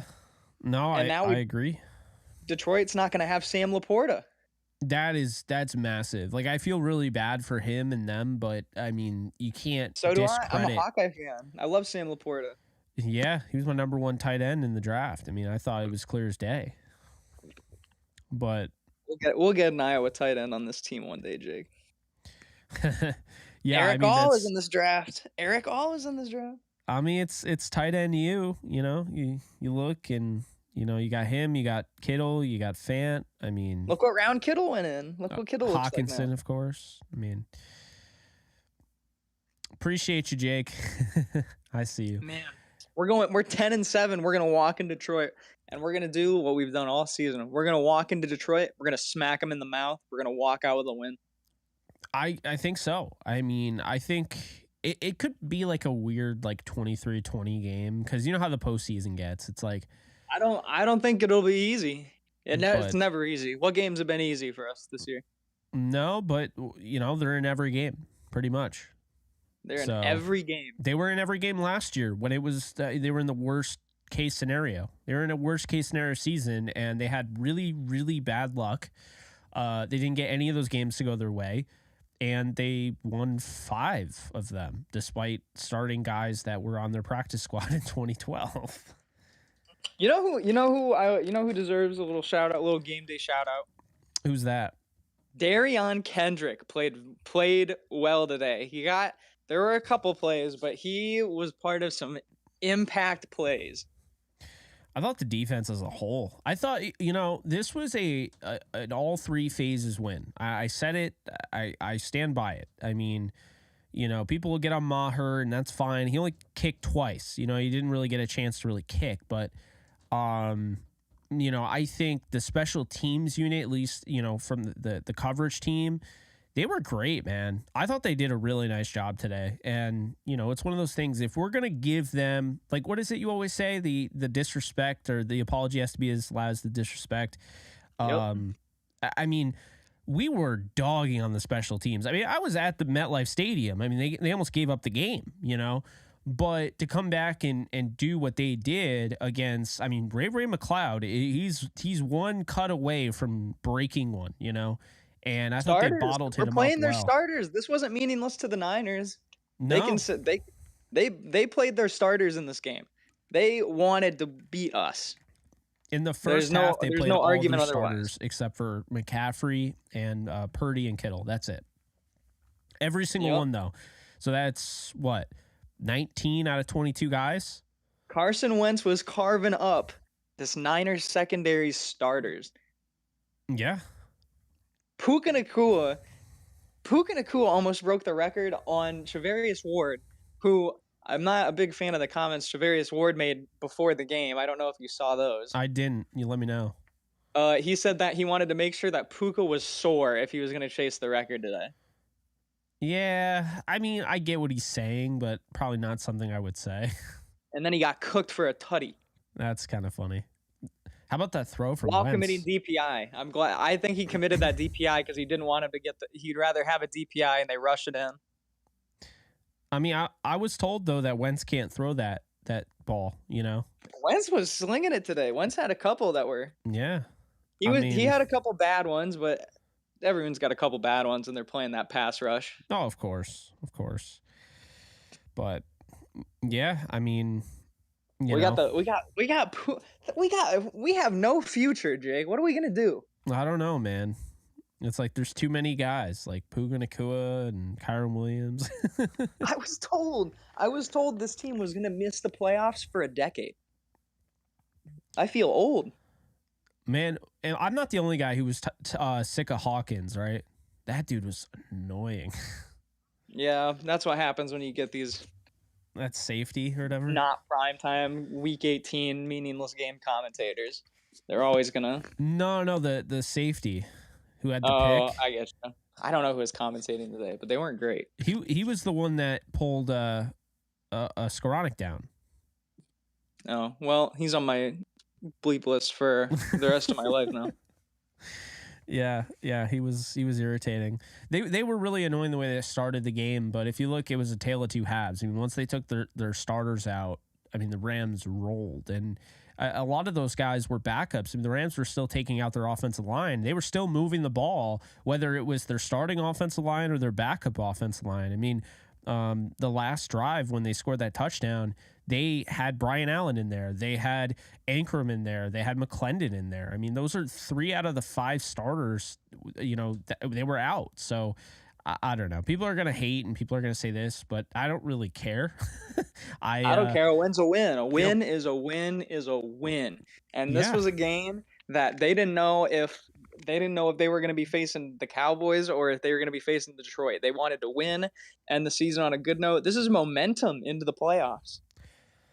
Well, I think in their case, they knew they were going to win and they were going to play Detroit. And if they lost, they knew they were probably going to play Dallas. I know the Lions won today, but it feels like they lost a lot of momentum going into the postseason. The Lions, I think the 49ers lost some momentum today. I think a lot of those depth pieces that we hear, the 49ers have all this depth. Did you not see Cleveland Farrell left the game, like carted off? No one talked about it. I don't even think the announcers talked about it. The cameras didn't show it. He got carted off. That's another guy in that rotation. And you could say, the rotation's really deep. It won't be a big problem. It was, because you saw Ronnie Rivers running right through them. Ronnie Rivers looked good today. He's going to have a rhythm going into the playoffs. We got Kyron. Yeah. This seems if this team played with starters today, how many points do they put up? Because we put in 3 touchdowns with Carson Wentz. Yeah, I mean, I'll say this, and again, I am not saying I want it to happen because I want Stafford to hoist the Lombardi Trophy again. But if Stafford were to go down, God forbid, today made me feel confident that Wentz could run the Rams offense and they could win a Super Bowl with that. That's how I feel. For the first time ever, I feel confident that the backup quarterback could still win a Super Bowl because of what is around him and the fact he has the best coach in the National Football League in Sean McVay. We didn't even implement any screens today, really. No, it was all on the jurisdiction of Carson Wentz. You know what I mean? Like he would kind of decide on his own. Matt LaFleur called the game today. McVay confirmed it. That's pretty cool. That was a big feather in his cap, I'll say, because LaFleur, I mean, think about it, 49ers and everything. He has that background there, and it's just funny because Kyle Shanahan got annoyed. He was really annoyed when they hired him. And then they lose. But it's funny, Shanahan wanted this win so badly. Like you can tell. He did for no reason. No reason other than they didn't want Puka to get the record. They didn't want the Rams to have this momentum going into the playoffs because they don't want to see us again. Nope. And they might not see them again. They might not see them again. They knew that their best shot was making us face Dallas. Yeah. I mean, I'll say this. I think, wouldn't rule out the Packers beating Dallas. I really wouldn't. I said it the first time. I think they're playing really good football at the right time. That game against the Bears, I think they just decided to play it really safe in that one, just kind of kill clock and, play the time of possession game. But, I mean, you watch guys like, Aaron Jones and just the rhythm he's in. It's like that gives you a shot to win any football game. I think they could beat the Cowboys again. I think the Rams could. I'm not saying they will, but if the NFC title was in SoFi Stadium, I wouldn't be the most shocked person because I do think the Packers are better than the record indicates. And I think the big thing about postseason football, it's like how you enter postseason.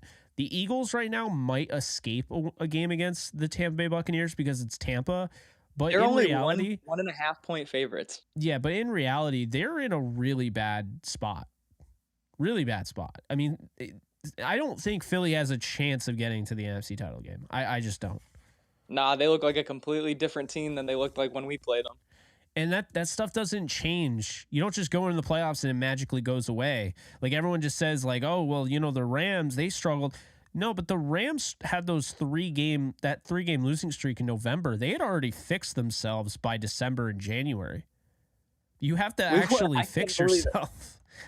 We won 6 of our last 7. I know. Imagine if someone told you that going into the preseason. Yeah, at some point Rams are going to win 6 out of 7 games. 7 of their last 8.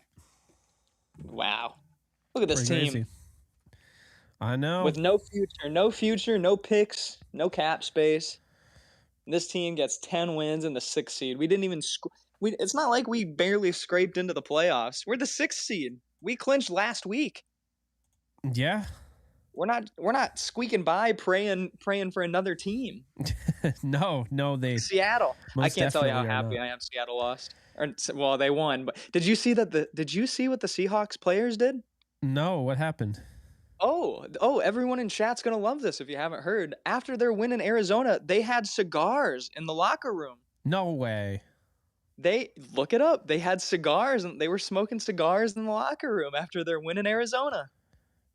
Did they think it mattered? Like, I mean, did they not realize that the Packers won? Did they get misinformation? Did they get rickrolled by NFL rooms or rums? I thought it was. That's insane to me. And you know what? They Speaking found of the NFL rumors said that the Packers lost, so they just went with it. Speaking of the Seahawks, I was told that the Seahawks were the only team that were going to be able to give the Niners fits this year in the NFC West. It was a one-man race between the Niners and the Seahawks. The irony is the Seahawks fan account messaged me and said, this Rams team is the only team that could beat the 49ers. So that's true. I agree. I mean, I think, like, I hate to be that guy, but if the Rams don't do it, no one's doing it. Like, the 49ers are going to the Super Bowl, and it's going to be a battle between them and either the Ravens, the Browns, the Bills. Who else would be in that? Probably just those three teams. I don't see the Chiefs doing much. I don't see... I mean, I like the Steelers. I'd like to see them have a nice little run because of what they did for the Rams, but, I mean... I don't know. I mean, what do you see there? I mean, I don't really see them going too far either. So, yeah, I don't know.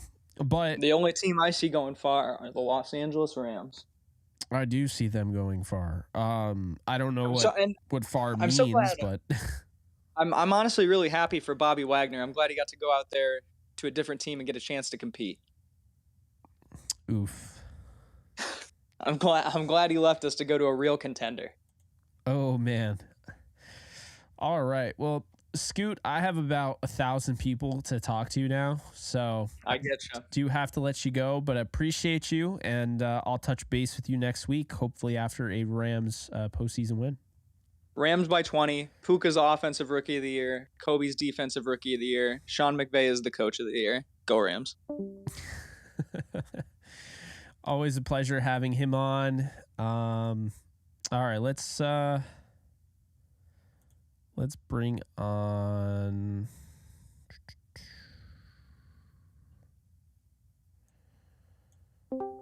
Lookout Moon Pie. How we doing?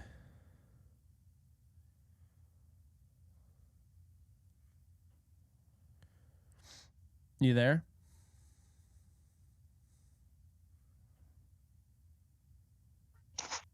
You there? How's it going? Good. How you doing, man? I'm good. What were your thoughts on the game?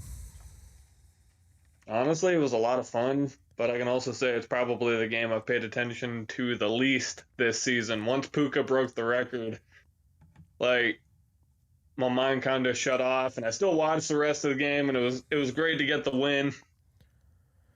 But just glad he got the record, man. That was like the biggest motivation for me to watch the game. Well, both records. Yeah, no, that was definitely a cool moment. I loved watching this game, but I'm a huge fan of Carson Wentz, so it was just, I was a kid in a candy store. I mean, was it like the most perfect game? No, they won by one, but I thought the second half was just so dominant. It was definitely a lot of fun to watch that. But what are your thoughts going into the postseason here against the Detroit Lions? Honestly, I feel good about it. No one knows Jared Goff quite like Sean McVay does. Like, I feel good. The defense looked pretty good even when most of their starters were still out, so hats off to them. And got to give Carson his credit. I know we hopefully won't see him next week, but that run for the touchdown was pretty sick. Yeah, no, that was man, like I just love the way he plays the game. He's like a freight train, It's definitely a cool thing to see. But yeah, I mean, if you're comfortable with saying this, where did you have the Rams before the season? I had them winning max 7 games. I didn't think it was going to be as bad as last year, but I was like, with so many rookies, I don't see us getting into the playoffs, and I have never been happier to be wrong, man. This has been awesome. No, I agree. I mean, it's been a lot of fun. I mean, I just think when you have a coach, you have a coaching staff, when you're top heavy, but the top heavy players you have are Stafford and Donald and Cup and now Puka Nakua and Kyron.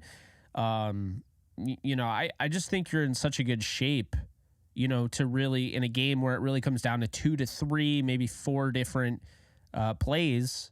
I think you're in really good shape to do enough to win those plays and ultimately win games. So, yeah, I'm really enjoying this team. I mean, like I said, I know, earlier in the show I said, 2021 team won the Super Bowl, and I get that, but I almost feel closer to this team. I feel like this team's really had to go through it. The expectations were nowhere near, where they were in 2021.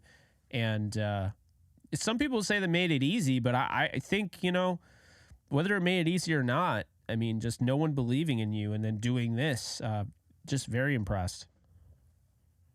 I fully agree with you, and I didn't have them doing this good, and they're surprising the hell out of me, and I hope that they continue surprising the hell out of me.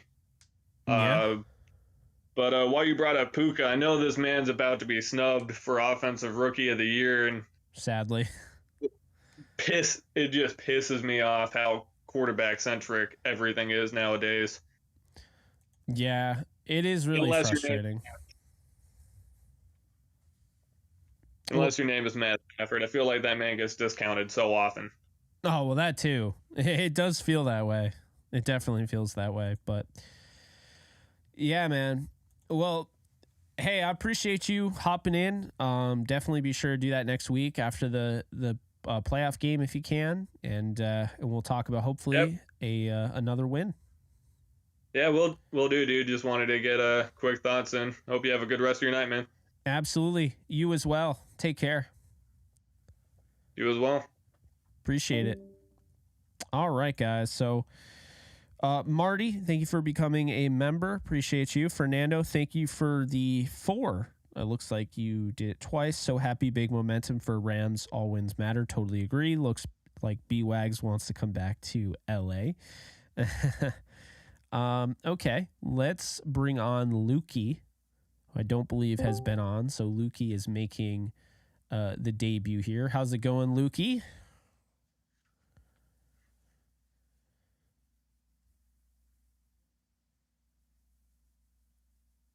You there?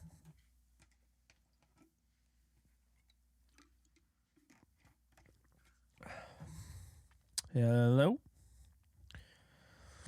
You're not muted, but I can't hear you. Can you hear me? I can hear you now. Up? How's it going? Jake? You there? How are you, man? Okay, cool. I'm good. How are you?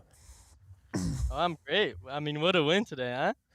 Pretty crazy. It was, I predicted, I think it was 30-27, and we got a 1.21-20 game. So a lot of fun. Yeah, I mean, at the end of that, I don't think people realize we came back in that game. I mean, we were down heavy, and I really didn't expect the comeback. I mean, our defense wasn't playing the best. We let a lot of yards. They took so much clock out of that first half. Like, it was like tick after tick. They would run the ball, and it went down fast. But yeah, I'm happy we got it done. Yeah, to be down 20-7 at halftime and then to score 14 unanswered, that's impressive. And they were losing going into the fourth quarter too. So Kyle Shanahan blew another lead. Yeah. I wasn't really impressed by Wentz's running ability, honestly. I remember they put up a stat that I think it was the most rushing attempts by a Rams quarterback in history. I don't know if it was history, but it was something like that. And I don't know. I really didn't expect that. I was looking at Underdog Fantasy, and the line was like 9 rushing yards. And I was like, maybe he will get that. And he blew it out the water. Yeah. No, absolutely. I think he had it by like the first 2 runs. So yeah. It's one of those things when you're a quarterback running the ball, yards per carry isn't as big of a deal as, say, a running back, because it's so situational, and I really thought Wentz did a great job today, just continuing to move the chains. I'm excited, after this show, I'll go through and I'll watch the presser and watch the reactions and all that. But But what I saw, I mean, I saw a guy that was, leaving it all out there. I mean, taking hit after hit. Yeah, he ate some hits, man. I was scared for a second. He had some bad hits. Yeah, I was a little worried, definitely a little worried, but obviously he seems to be okay, and just huge win. But what are your thoughts on the Rams' opponent for the playoffs, the Lions? Oh man, I mean, what a storyline, right? Like that's like you couldn't have scripted it any better. I know people say that it was scripted, but I mean, like, I just can't wait. I think it's a little nervous, the fact that there's so many distractions that are going to be happening going into the game. Maybe not for the team itself, but still, like, the outside, the narrative going into it, Stafford coming back, Goff revenge game. It's going to be scary, but I think it's just going to be so fun that I think that overshadows any of the nerves. Yeah, no, man, it's going to be, I don't know how fast this week is going to go by because I have a lot of stuff I want to do. So maybe that makes the week go by quicker, because normally when I need the week to be slower, it's fast. Yeah. But when I need it to be faster, it's slower. So we'll see. But if it does go by wicked slow, then I'll have a lot of content to put out and I'll enjoy it. I'll savor it. But if it goes by fast, then cool. We're already there. We're talking about playoffs and everything. My one request, besides obviously winning the game, would be I want to see this game on a Sunday. I really don't want to see it Saturday. I want to see a full week. Sunday night would probably be best, I think. Yeah.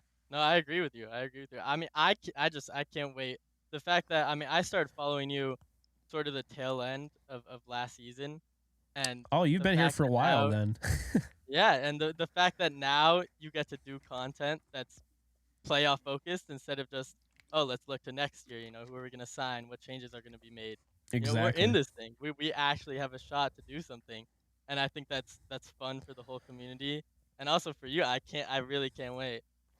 No, I appreciate that. That's how I feel, like I already went through a Super Bowl season.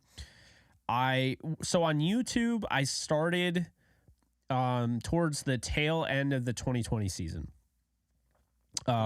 So let's say I actually started my first live stream I did after the Packers game or before it. One of them, I think it was after. And then, I was able to go through that whole thing. I had a studio and everything. And I was able to really enjoy the Super Bowl. But I learned so much since then. Like, I didn't do enough content during the Super Bowl season. It's not to say that I regret anything, but I know that I'm getting more bang for my buck, so to speak, this season. I've put out more content, better content, more, focusing more on the video aspect. Those isolated videos do well, Yeah. And I think in the past I was so focused on just doing live streams and my viewership would be good, but it would just stay the same because I was too readily available. If you make a live stream kind of like an event and it's kind of a rare thing, like we've only done like 20 of these this season because we do them after every game. And then sometimes we'll have a special one. But when you keep it like the rarity and it's not a consistent, okay, he's always live, then I can miss this one. If you keep it a rarity and you have people calling in, people keep coming, and it's why the views keep going up. And then while, that happens, I can continue to build the channel up with isolated videos. So that's I definitely changed my strategy if you couldn't tell. Yeah, I mean, huge shout out to you, man. I've been seeing those isolated videos. They do really well. I remember looking, I was curious, what are the most popular videos on your channel? And I sorted through popular. And I think like at least 4 of the top 5 have been those recent isolated videos. And I think they're super fun. And I love new format where it's like a post game live stream, get the opinions in, and then as news comes throughout the week, we get those videos. I mean, huge shout out to you, man. You're really one of the pillars of this community. I really appreciate the news, the updates. I honestly get most of my news from you, like through YouTube, the videos, and it's awesome. I appreciate that, man. Yeah, that's like my goal, and it's why, some people will probably be like, why are you doing a video on Lucas Haversick? I'm like, it's news, Yeah, exactly. Yeah. I'm not gonna do a video on every single piece of news because, like, for instance, I didn't what's his face, the linebacker that they took off of the practice squad. There wasn't really much of a video to do. He's gonna play limited amount of time in this game. Probably won't play a defensive snap and only play on special teams. Like, was it Troy Reader? Who was it? No, it was Fadu Kasi. Got it. I forget his first name, but I think they got him off New England's practice squad or something. Then now he's on the practice squad, and yeah, it's just kind of like I feel like you want to do videos for everything, but you have to be cautious because if I'm blowing up your notifications over like fifth string special teamers, you might not watch the next video, so that's kind of how I look at it. It's very true, and I think it's very smart because I imagine a large percentage of your subscribers are Rams fans who just want those breaking news, and that's probably what they'll tune into is those videos that have the news that is pretty impactful. So yeah, really smart on your part. Yeah, and then of course, the humbly opinionated content that I like throwing out there. So you mix it in and you have a nice group of different things, but yeah, Lukey, it was really nice talking with you. I appreciate you hopping on. Yeah, man, super excited for the playoffs. Hope we beat the Lions. I'll be here next week if we beat the Lions. Maybe not if we lose, but thank you, Jake. Appreciate it. Absolutely. You take care. You too. All right. Thank you, Nolan. Be sure to hit that thumbs up and aka like button. We have almost 500 likes, so let's see if we can get those up. In the meantime, I'm going to bring on another guest here, trying to keep it, nice little flow going on here. We'll go with Jack. Jack, how the hell are you? How's your throat? Oh, man. Never gets old. You asked how my throat was again? Yeah. At this point. Nah, man, I'm psyched. That was fun. That was I was telling people that was gonna be probably one of the most chill watch parties of all time because most of us were just, I don't want to say we were like content with like, oh, they're in the playoffs, it doesn't matter. Like, we wanted the Rams to win that game. And I think it kind of stuck. I didn't really know if like they were actually going to be able to pull it off until they had the touchdown on the drive where Puka broke the records. And it's like the defense is doing its job. Like they're holding on. And these are some like really strong caliber players for the 49ers that the defense is doing their job against. And they're getting stop after stop after stop. And it's like all it takes is 1, 2, 3 good drives from Carson Wentz. And that's how it finishes. And I mean, I'm just super excited that we finally beat the 49ers, and we did it. We ended the streak in their house. That feels so damn good. Sending all the home pissed off, upset. Yeah, you beat our back. A win's a win. A win's a win. Yeah, the whole you beat our backups thing. You played your starters. 19 of your 22 starters were playing in the first half. Like, don't even give me that. I think Debo almost had a touchdown at some point in the first drive. Yeah. Yeah, he was playing. He was playing for he had what was it? He needed 120 to get to 1,000. So, yeah, he was playing. I feel like it was kind of stupid that they played though. Yeah. I would not have even tried to play start. Like I think they were purely playing starters, I feel like, just because they wanted to try as hard as they possibly could to stop Puka from breaking those records. They didn't want it to like stick in their heads that they were the team that let Puka break those records. So I don't know how accurate that is, but it feels like that's something the 49ers would do. So sounds about right. What are your thoughts on playing the Lions? I wouldn't lie to say that I'm a little nervous. Obviously, that's just how it is with the playoffs. There's that nervousness that you feel, and I think that it's going to be hard to put up with that crowd. I know the crowd is something that we're going to have to shut up pretty quickly, because if those Lions fans, they haven't had a playoff game in Detroit in like 30 years. So it feels like they're gonna bring it. So they're gonna bring a lot of noise. It's gonna be hard to work around, but I'm confident. I think the Rams match up pretty well, better than most people realize. Yeah. So I think that they'll it'll be a good game. Might be a shootout, but I think you were talking with somebody earlier about how you trust Stafford more than Goff in a shootout, and that's kind of how I feel too. Like I think Stafford, they call him the stole snatcher for a reason. So I think they're starting to really get pressure on the quarterback. I mean, I think we really saw it break out. Excuse me. I think it was against the Saints. I think is when we started to see pressure. Carr started to deal with it. Then you saw against Tyrod Taylor, and I think what covered that up is Tyrod's mobility. But I mean, Kobe Turner led the season. That was the most pressures in a game this season, 10 in that Giants game. And I think this team is really starting to apply pressure. Hoyt's playing well. Byron Young is starting to get back to where he was. Kobe Turner is playing lights out, and then you have Aaron Donald now who's fresh. I don't really like the Lions' chances of stopping them from rushing the passer. I thought Bobby Brown had a great game today. So a lot of good things, definitely trending the right way. Plus, Raheem Morris did such a great job today with the defense.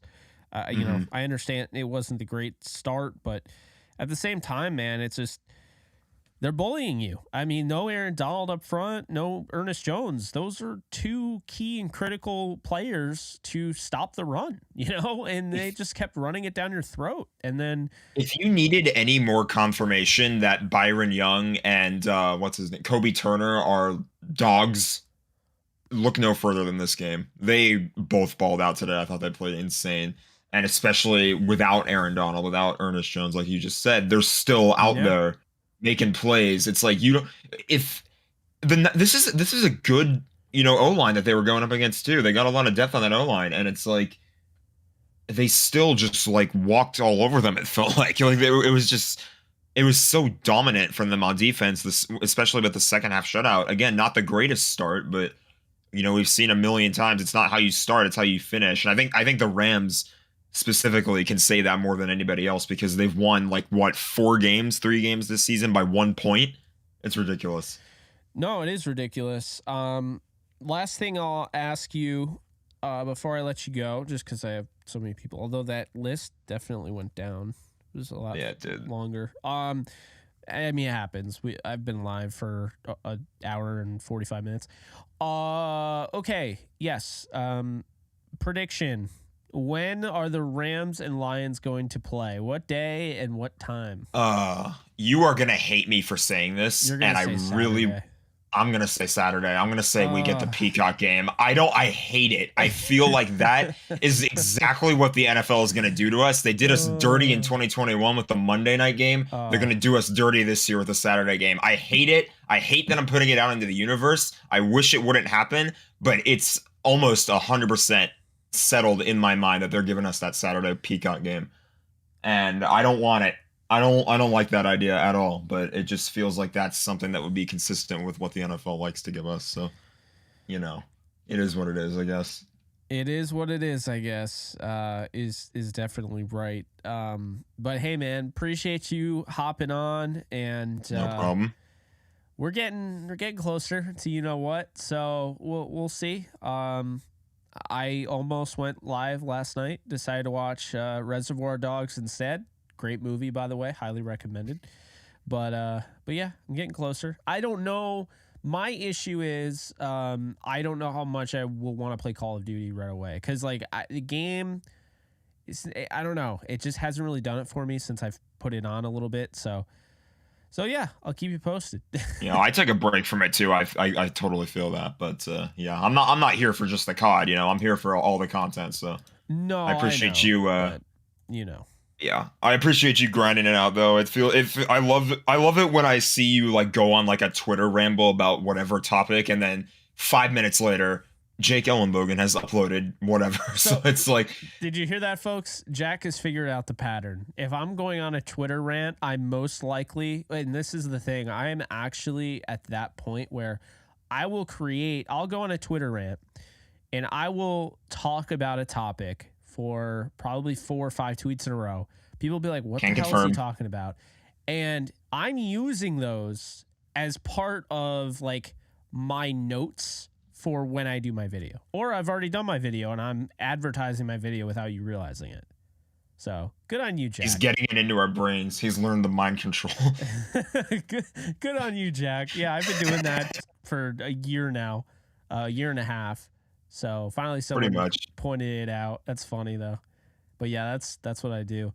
Oh, for the record, you guys can follow me on social media, all social media at JK Bogan. Jack, appreciate you so much, my guy. No problem. You too. See you later. All right, later. So yeah, what was I gonna say? If you guys are interested, everything is in the comment section below. If you're on Kick, then it's below, like on my Kick page. If you're on YouTube, then it is not comment section. If you're on YouTube, it's in the description. I have all my links there. I will start doing more like rants and like other topics on TikTok. So if you guys are interested in that, I'll just be like Jake Uncensored or whatever, but I'm not like gonna like cuss a bunch of times. It's just more so not, it doesn't have anything to do with the Rams. Packers and Cowboys will officially be at 4:30 Eastern time on Sunday. Okay. So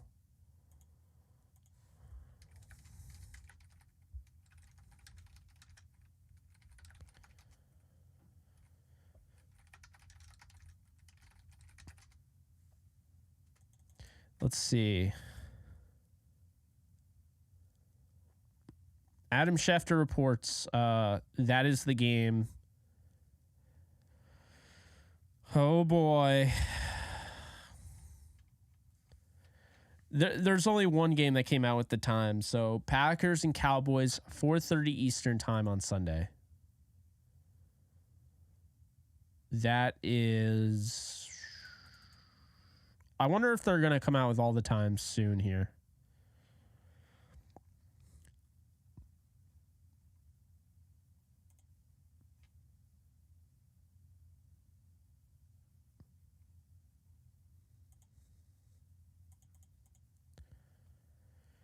Looks like that's it that they've announced so far. I'll keep you guys posted if I hear anything or I find anything, but that's all I got. Adam Schefter just put it out. So that sucks, guys, because if they're getting the 4:30 Eastern time on Sunday slot, I don't like the Rams' chances of getting a Sunday game. I think they're going to get a Saturday game based on that. That's not great. I'm not in love with that. And again, it's not to say they can't win on Saturday, but it's just, I don't know. Still, actually, I don't know. I mean, 3 games on Sunday, 1 game on Monday, because they thought that was genius and couldn't just have 3 on Saturday and Sunday like a normal. Okay, Browns and Texans, 4:30 Eastern time on Saturday. Okay, so the 4:30, so the Rams are getting a primetime game. There's no way they're putting Rams and Lions in a 1 o'clock slot. So the Rams and Lions are getting one of the primetime games. So it's either going to be Sunday night. I don't think, is there a Saturday night or is it Saturday morning? Like it's Saturday morning. Is it Saturday afternoon, like 1 p.m.? How do they normally do it? Oh man, we wait patiently.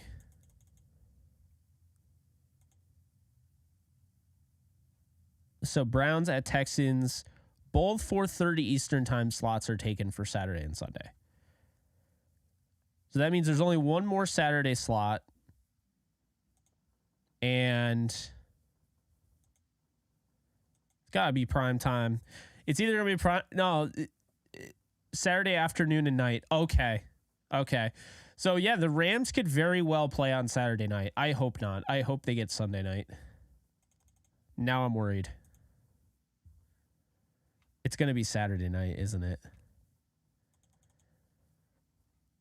I want the Sunday night game, damn it.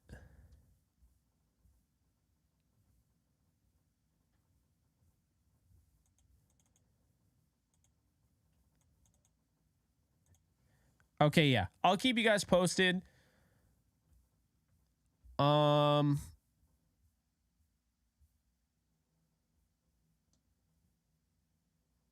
Yeah. I'll keep you guys posted. All right, let's bring on some more people. Okay, let's bring on. What's going on here?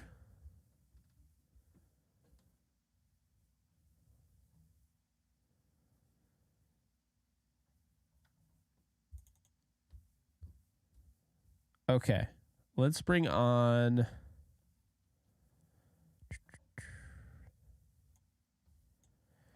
Phoenix, how's it going?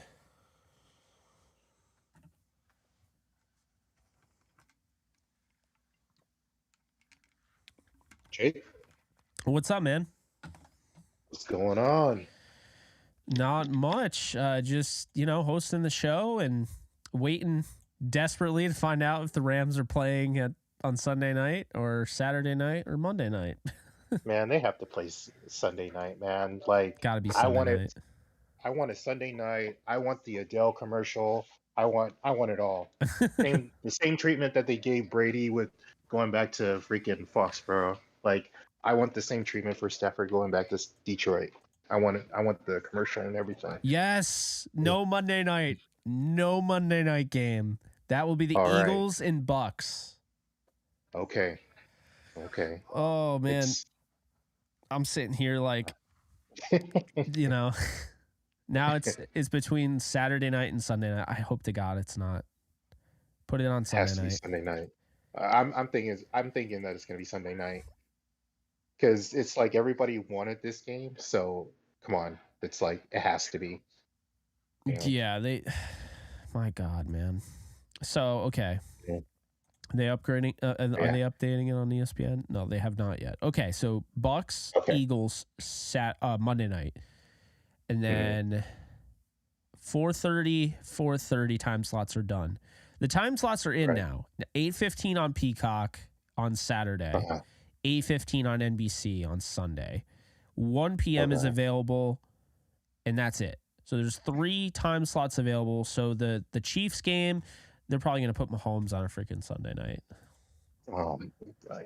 That would be typical. Because really, yeah, because we all want to watch this Chiefs team of all teams. We want to watch this Chiefs team in prime time. You got to put the Golden Boy on. So good Lord, man, I do not want to watch that team.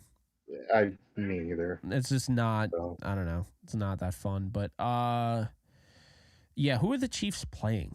They have the 3 seed, so they'd be playing the 6. So they're playing the loser of this game, right? Right. Okay, they're playing the loser of this game. That probably won't be announced. Rams, Lions, Sunday night. Let's go. Let's go. See, Sunday night, baby. Let's do this. This is storybook right here. Storybook. Hell yeah.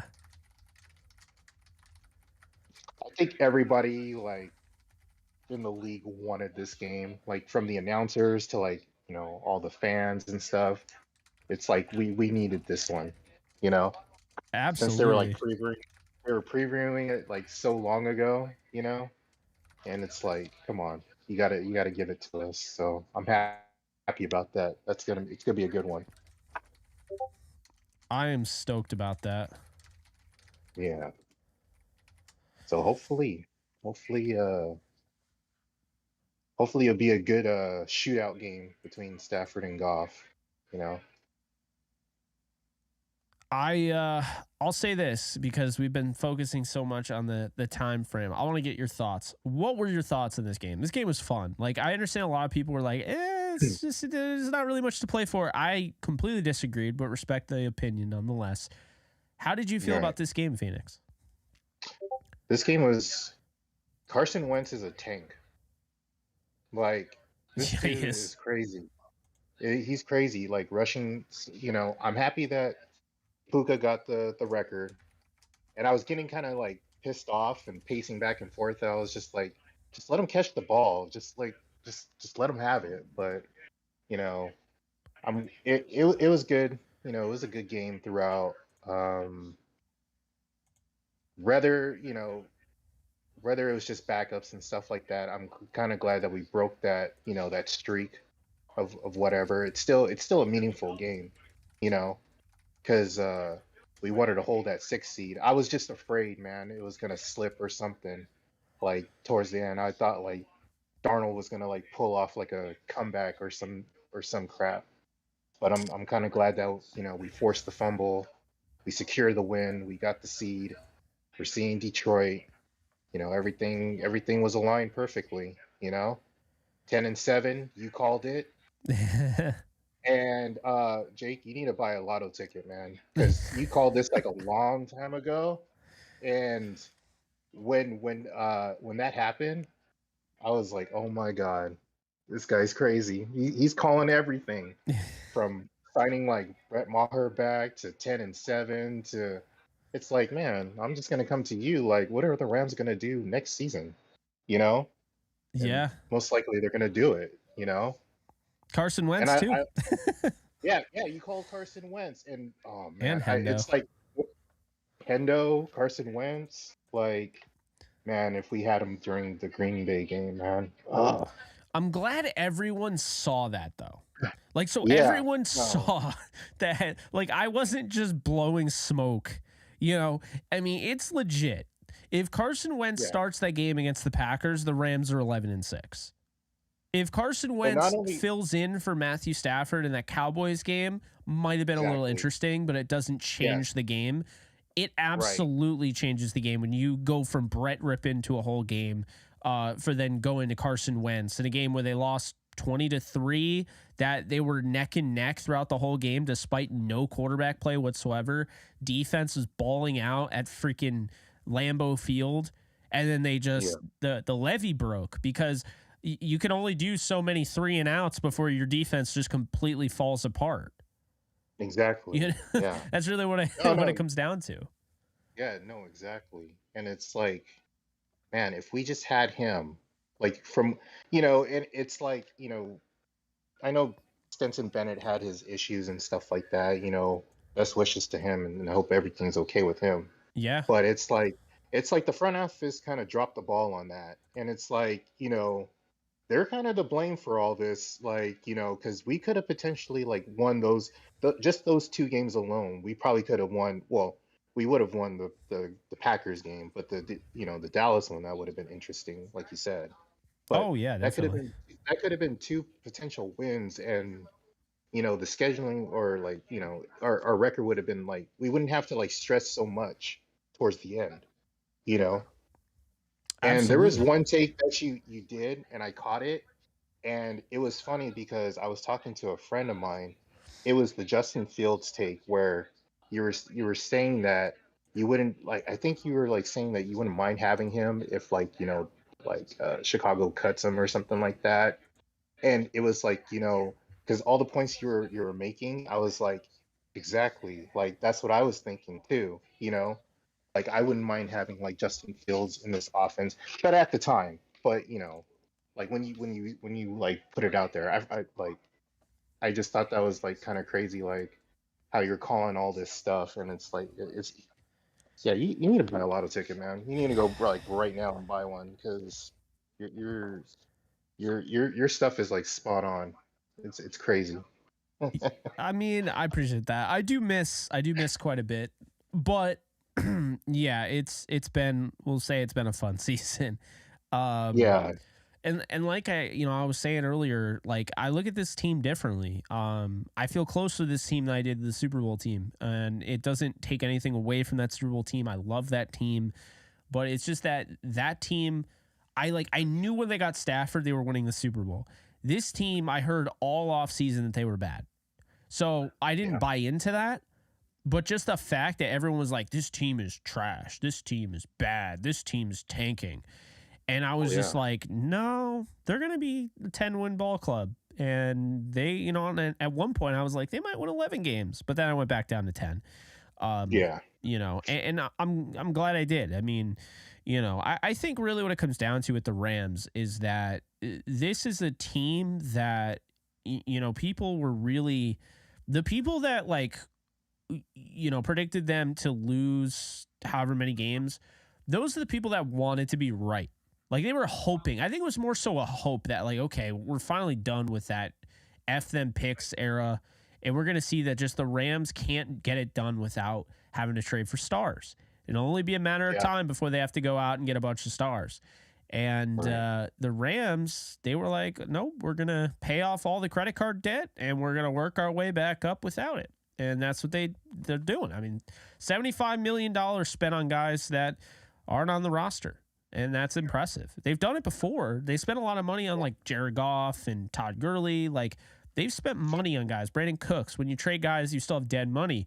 That's not what this was. Like, they took on $75 million of dead money in 1 year. That really doesn't allow you to do much at all. No, it doesn't. And it's so impressive, like, how they, like, what's the term, retooled this whole roster. And, like, you just see, like, the upcoming stars that are coming out of it. It's, like, it's really impressive what, Snead and McVay are doing over there. And, what's going to be funny, Jake? Watch, like, teams are going to try to, like, mimic what the Rams are doing. It's like it's going to be such a copycat. And watch, I'm just waiting for which team is going to actually do that. It's going to happen though. Oh yeah, it's I so know it's going to happen. It's been obvious. We've known for a while that this is the direction it was going in. And you know what's really funny? And the Bills, they're in the playoffs, right? Like, they're in the playoffs. Right. They have a chance at the 2 seed if they win this game. But did Brandon Beane not come out and say we're not trying to blow up our team like the Rams did?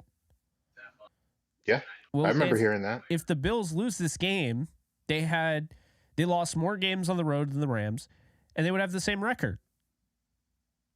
So, like, you know what I'm saying? It's chaos over there too. Pretty crazy when you think about it. And that's the thing. It's like I think, like, the thing that I'm seeing, like, throughout the whole league is that coaching matters. Like, management, good management matters. Like, and that's what the Rams have. But everybody else is like, there's so much chaos. There's like a lot of fires that needed to be put out in Buffalo. Like, look at the Eagles. Look what's going on with them. Like, they were hot. Now it's like, it's like they just fell off somehow. And it's just too crazy. And I know, like, I'm pretty sure, like, everybody was giving them, the Rams, like, front office heat because of, like, what they were doing. But it's of course I'm glad our boys from the Super Bowl era, they got the ring and stuff like that. But and it's I guess it's like, it's like, damn, I wish we still could have had, some of the players, but I understand now. And I'm happy that, these new guys are starting to shine. And I'm glad that we're building for the future rather than just digging a deeper hole. Like, I don't want to end up like the Saints, okay? I don't want to, like, a huge, like, freaking cap hit. Like, like, I want, like, us to, if we need to get, like, that one piece, then we can get it, like, with no issues or whatever, But I'm glad what I'm seeing. I'm glad that we got to 10-7. Like, I'm happy that we got the dub. I was sweating. I was pacing back and forth, man. But Wentz is a tank, and I hope, like, I honestly, I have to say Jim Irsay messed up, man. Because, like, Wentz was, like, really good with the Colts. Like, he should have just stayed there. I bet you if, like, the next season, if he was there, they would have probably, like, gone far in the playoffs. Just the fact that him and even Washington, like, they gave up on him. Like, I was actually hoping that he played that Washington game, like, a little bit of revenge, Oh, but, yeah. No, I was hoping for that. I was hoping for that, but I think Carson still has it. Of course, he's he's a loose cannon and stuff like that. But I was impressed with his play today. Yeah, and he really just plays his own style. There's just not really many like him. He plays his own style. It's kind of similar to Ben Roethlisberger, but he's just he's more athletic. And he he's more power. Like Roethlisberger isn't trying to run people over. Like he's Big Ben, but he's not trying to truck people the way Carson Wentz is. I mean, Carson Wentz when he's out in space looks like a running back. So yeah, I know, and he's like, it's like he wants to get up in there and like, you know, just try to mow you down and stuff like that. And I'm just like, dude, like calm down, you know. Yeah, we need you for the rest of the game. Like, you know, like ease off a bit, you know. But absolutely. You know, and I think we just found the Niners kryptonite, Carson Wentz. 4-0 as a starter against him. So, you know, if I was the Rams, I'd be like, hey, you know, Wentz, why don't you stick around for a bit, you know? So yeah. But well, yeah, all in all, I'm happy. So yeah, absolutely, man. Well, hey, Phoenix, appreciate you, and we'll link up next week. Yes, sir. Thanks, Jake. Thanks for having me on. Absolutely. You take care. You too, man. All right. All right. Bye. Bye-bye. Okay, guys. We got, 9 people left. And just so you know, the official, according to Adam Schefter, the official full wildcard weekend schedule will be the AFC is going to dominate Saturday. Okay, so what we have here, we have the number 5 seeded Cleveland Browns taking on the number 4 seeded Houston Texans in Houston, 4:30 p.m. on Saturday. The primetime game on Saturday is going to be either Pittsburgh or Miami or Buffalo at Kansas City. So Kansas City is going to take the Saturday primetime game, and it's going to be dependent on how this game ends here on Sunday Night Football, because I don't know how it's going to end. But depending on how it ends, Kansas City has the Saturday night game at 8 p.m. on Peacock. Then Sunday is going to be quite the day of football. You got AFC at 1 p.m. is going to have the number 7 seed taking on the number 2. So the winner of this game, the Bills and Dolphins, will play Pittsburgh, or however this turns out. I don't know. If there's a tie, Buffalo could. I'm not really sure. Anyway, the AFC 2 seed versus the 7 seed. I think only if there's a tie, Pittsburgh could get the 6 seed. So that's what it is. Okay. NFC, we don't see until 4:30 p.m. Eastern time on Sunday, January 14th.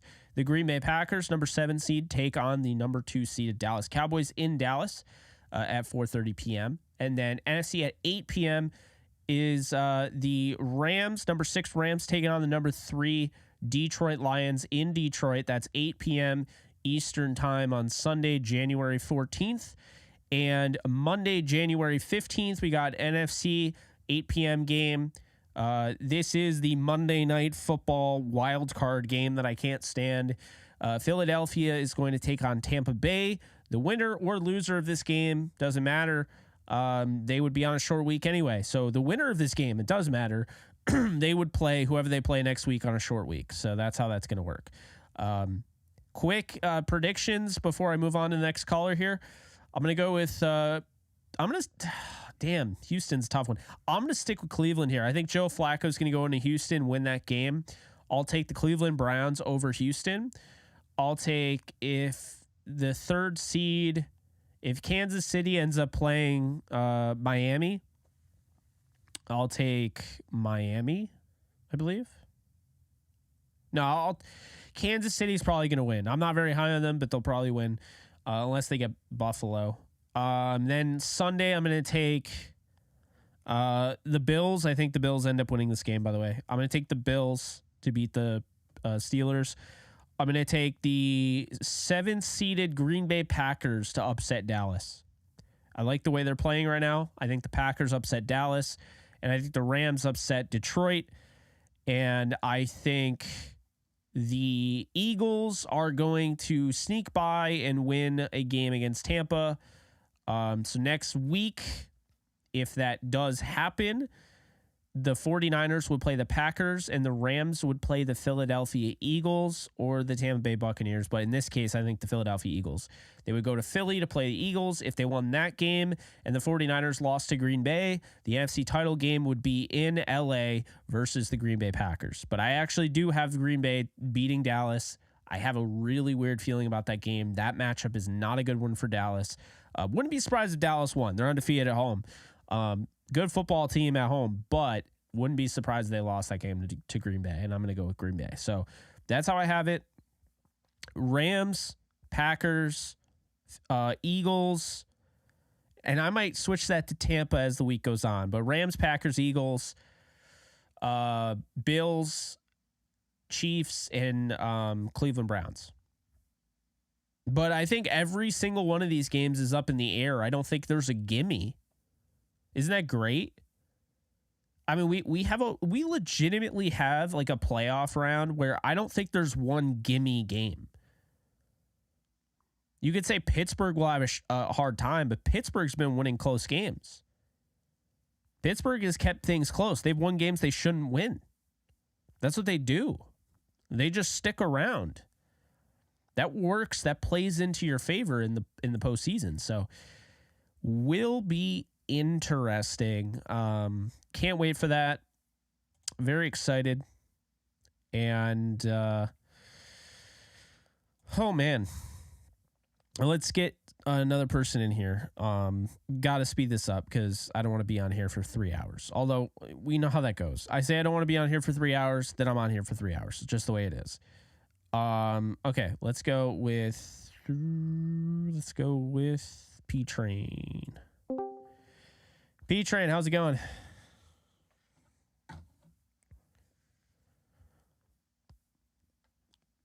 You there?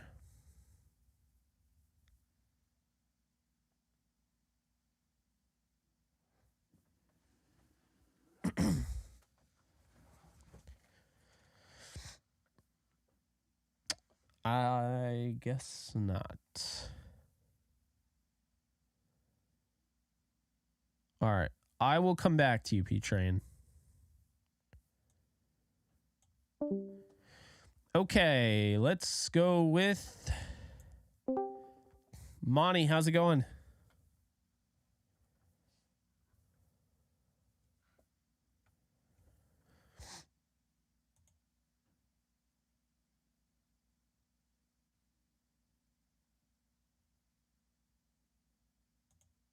Jake. What's up? Monty, you there? Jake. Hey, how's it going? Oh man, I'm sorry. I'm so sorry. What's going down, champ? Well, I mean, I feel pretty good. How you feeling? Man, I feel past good, Jake. Y'all already know I'm coming with the energy, fellas. Hey, Jake, we was just in the back. Like, I don't know, man, we be having jumping in the back. You know what I mean? I know we supposed to have our ass in the chat and we supposed to be waiting, but we just had this Kansas City fan. When I tell you we put the boot to him, oh man, we put the boot to him. But man, what a victory, Jake. What a victory. I thought it was gonna come down to another missed field goal, but we took care of business this time, bro. And securing that 6th seed, right? I want to commend the coaches. Because to coach that team after taking out Puka, because when Puka left, you know, it got a little tougher for Carson Wentz. And shout out to Jake for always telling us to go get Carson Wentz. Hey, if the Rams listening, my dude Jake need a contract, baby. You know what I mean? It don't have to be 6 figures this year. He'll take 5 this year, but next year it's most definitely got to be 6 figures. It most definitely has to be 6 figures. And Jake, I need my percentage for, you know, negotiating that thing. But nonetheless, bro, Jake, Sunday night football against Detroit Lions. That sounds amazing, baby. Sounds great. To Detroit, to bring the man that owns Detroit Lions, owns that franchise, and Matthew Stafford back, you know, it's like bringing Tom Brady back to, you know, New England with a Super Bowl team and getting ready to go on a run. It's gonna be special. It's gonna be special. But you know, shouts out to the backups though. To be realistic, shouts out to the backup. They went out there, they did their thing, they held ground. Um, I'm proud of them, man. I'm proud of them. Kobe didn't get the sack record, but it's okay. You still did your thing. I love to see the smile on your face. But Puka broke the record. Shouts out to Puka. They snatched him out after he did that. That was a smart thing to do. And man, I'm just on cloud 1,756 right now, Jake. That's awesome, But man. what questions you got for me, champ? Well, first thing I'll ask you is just what do you think about just this matchup, with the Lions? Sam Laporta is not going to play this week unless, some miracle happens. Looked like they might have lost, I almost said Malik Raymond, Khalif Raymond. So they have some missing guys. They started all their guys today. Where are you on that? Laporta is a big key piece that golf trusts. I don't know if J-Mo Williams gonna be out there. Williamson gonna be out there. Williamson. Sorry if I mess your name. I know he's my St. Louis guy, but to me, if we get an injured Detroit team, that's not our fault.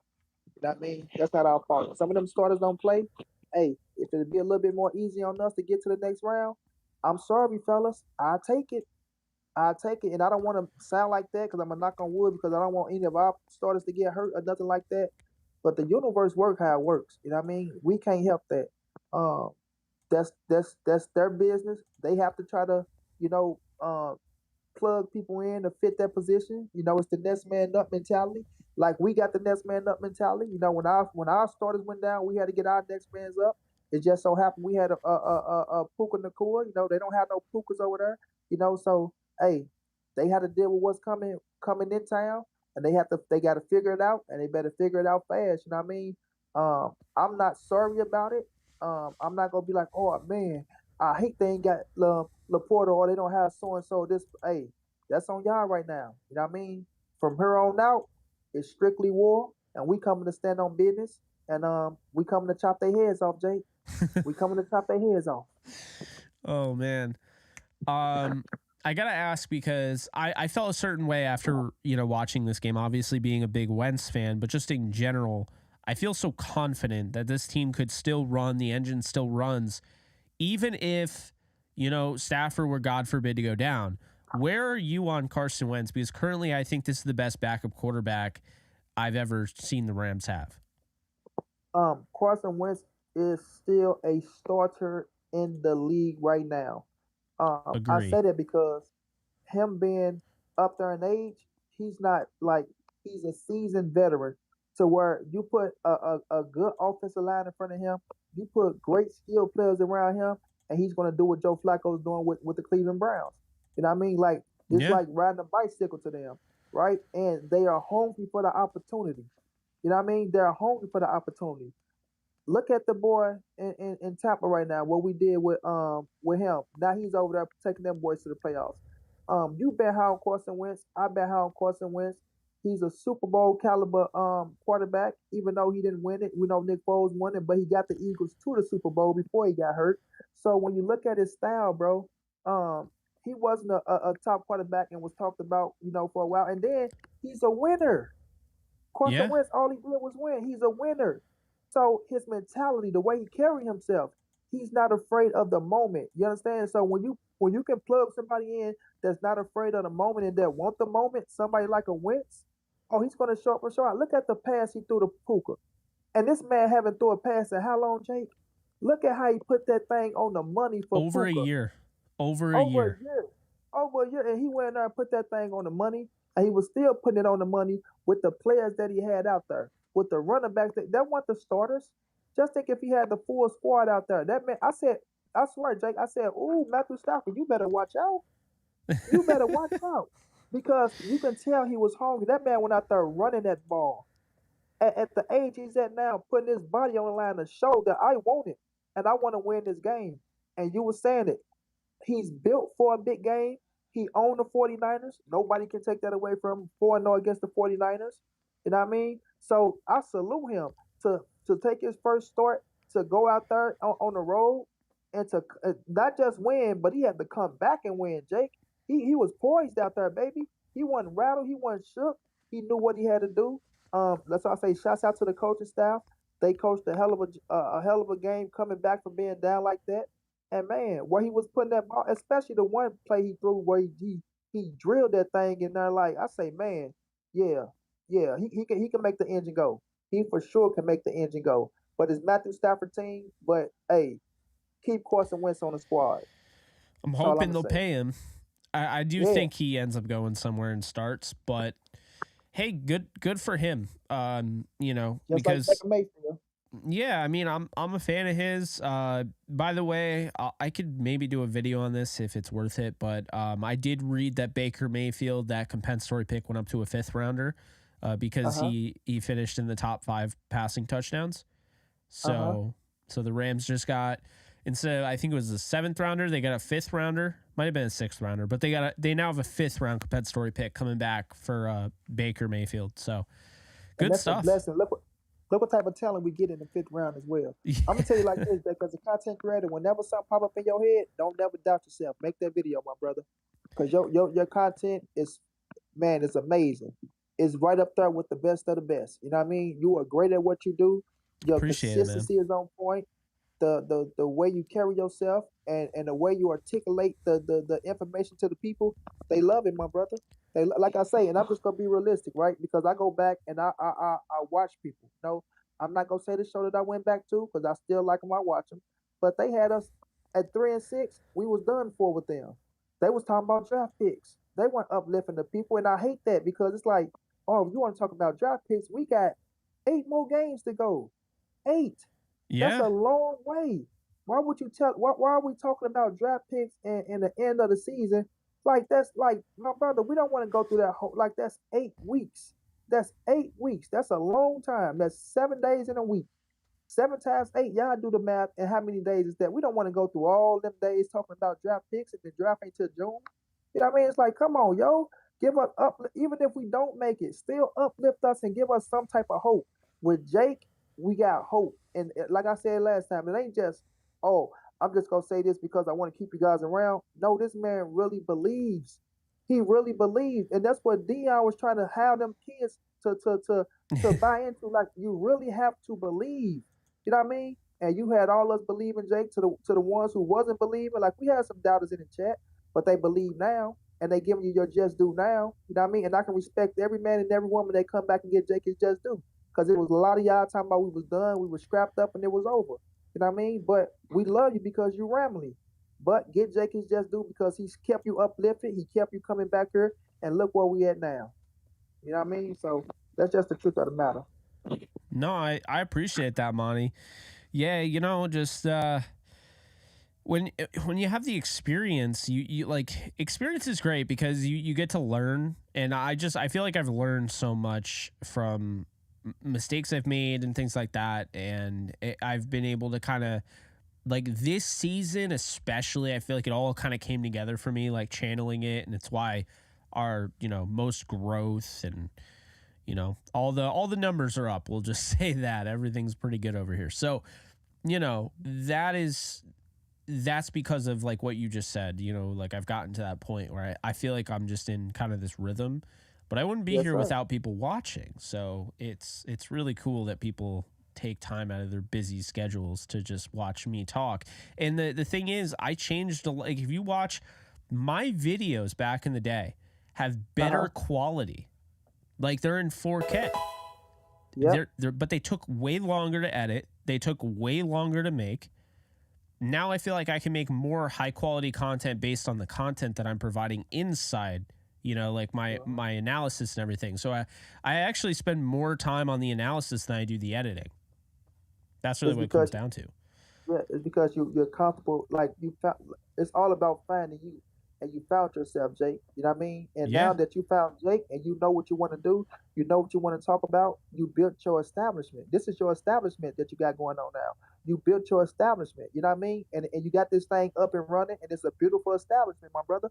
And yes, the numbers are up and things are right now, but it's only going to get better from here because you've gotten better. Like you say, it ain't about, you know, everything take time.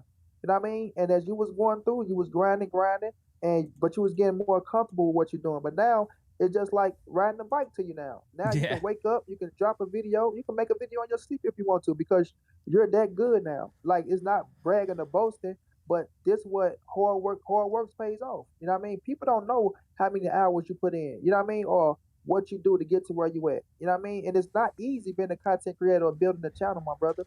So pat yourself on the back every day for all your success that you got, from all the interviews that you got, all the love that you get. That's hard work that you put in, bro. And that says a lot, and it speaks to your character because you're consistent. Like what we say, consistency beats talent any day. You know what I mean? So it's a lot of people that probably was more talented than Jake, but Jake consistency overrode them.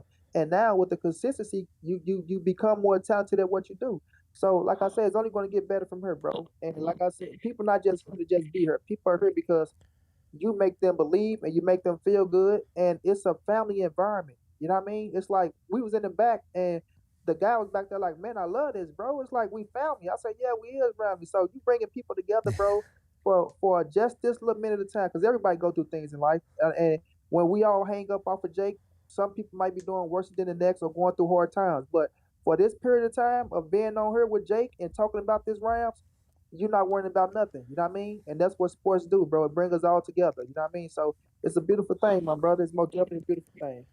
Hey, Monty, I appreciate that, man. That's that was the goal I set out to do. So it's nice to hear that that's what's happening. Just bringing this community together. We're almost at 1,000 people on Discord. I mean, hit over 900 this year. That was pretty much around 500 for like 2 years. So this year has really taken off. It's been a lot of fun just seeing it. And like, I don't need to be in there all the time, but it feels good to know, like, when I pop in every now and then, it sees, it's active and people are doing watch parties and stuff. And I mean, really the whole point of it is it's not supposed to be like a hierarchy. People can kind of do what they want to do. And, the watch parties that you guys do in there is really cool stuff. And just even after I have, you call in, I know you talk to some guys. So, just really, really cool, but it really is. But yes, sir. But yeah, man, I appreciate you, and I look forward to talking with you next week after the Sunday night game. Yes, sir, my brother. Keep on doing what you're doing. Shouts out to the chat. Continue to support Jake. And I want to tell everybody in the chat, please hit the like button as well, because y'all don't know how much that support the channel. Just hitting the like button goes a long way. It goes a long way. So some of y'all probably forgetting things of that nature because we all be happy. But if you could remember, if you didn't hit the like button on your way in, please hit the like button on your way out. Jake, salute to you, my brother. Shouts out to the Rams. Great W, but we ain't finished yet, baby. We got a long way to go, and we're going to be here for a minute, y'all. So buckle up for the ride. Talk to you next week, my brother. Sounds good. Appreciate you, Monty. Okay.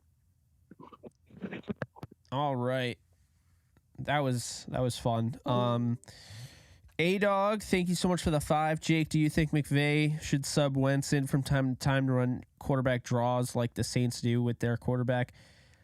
I think he would want to. I think this game kind of opens up your eyes. Like, okay, maybe I could use him in a game.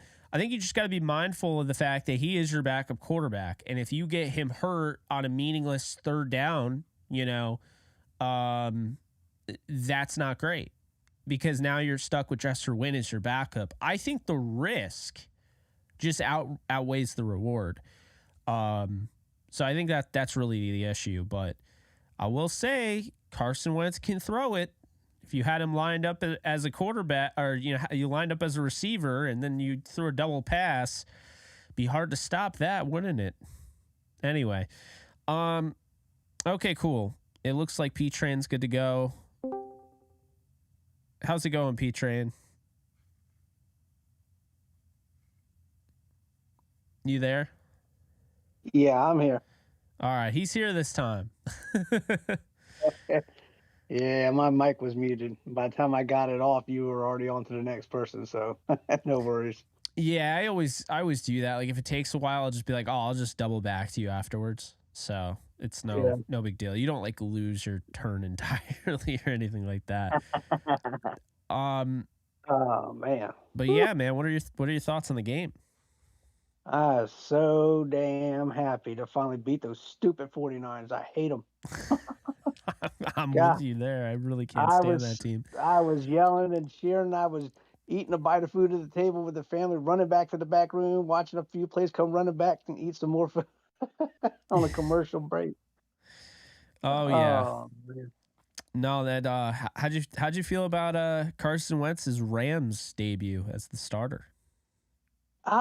Pretty good, pretty good. I mean, he maybe had a little bit of nerves where he overthrew a couple receivers a little bit, a couple times. He just was amped up maybe, and he was throwing that ball so hard and over top of a couple receivers and everything like that. But then he made some spectacular throws.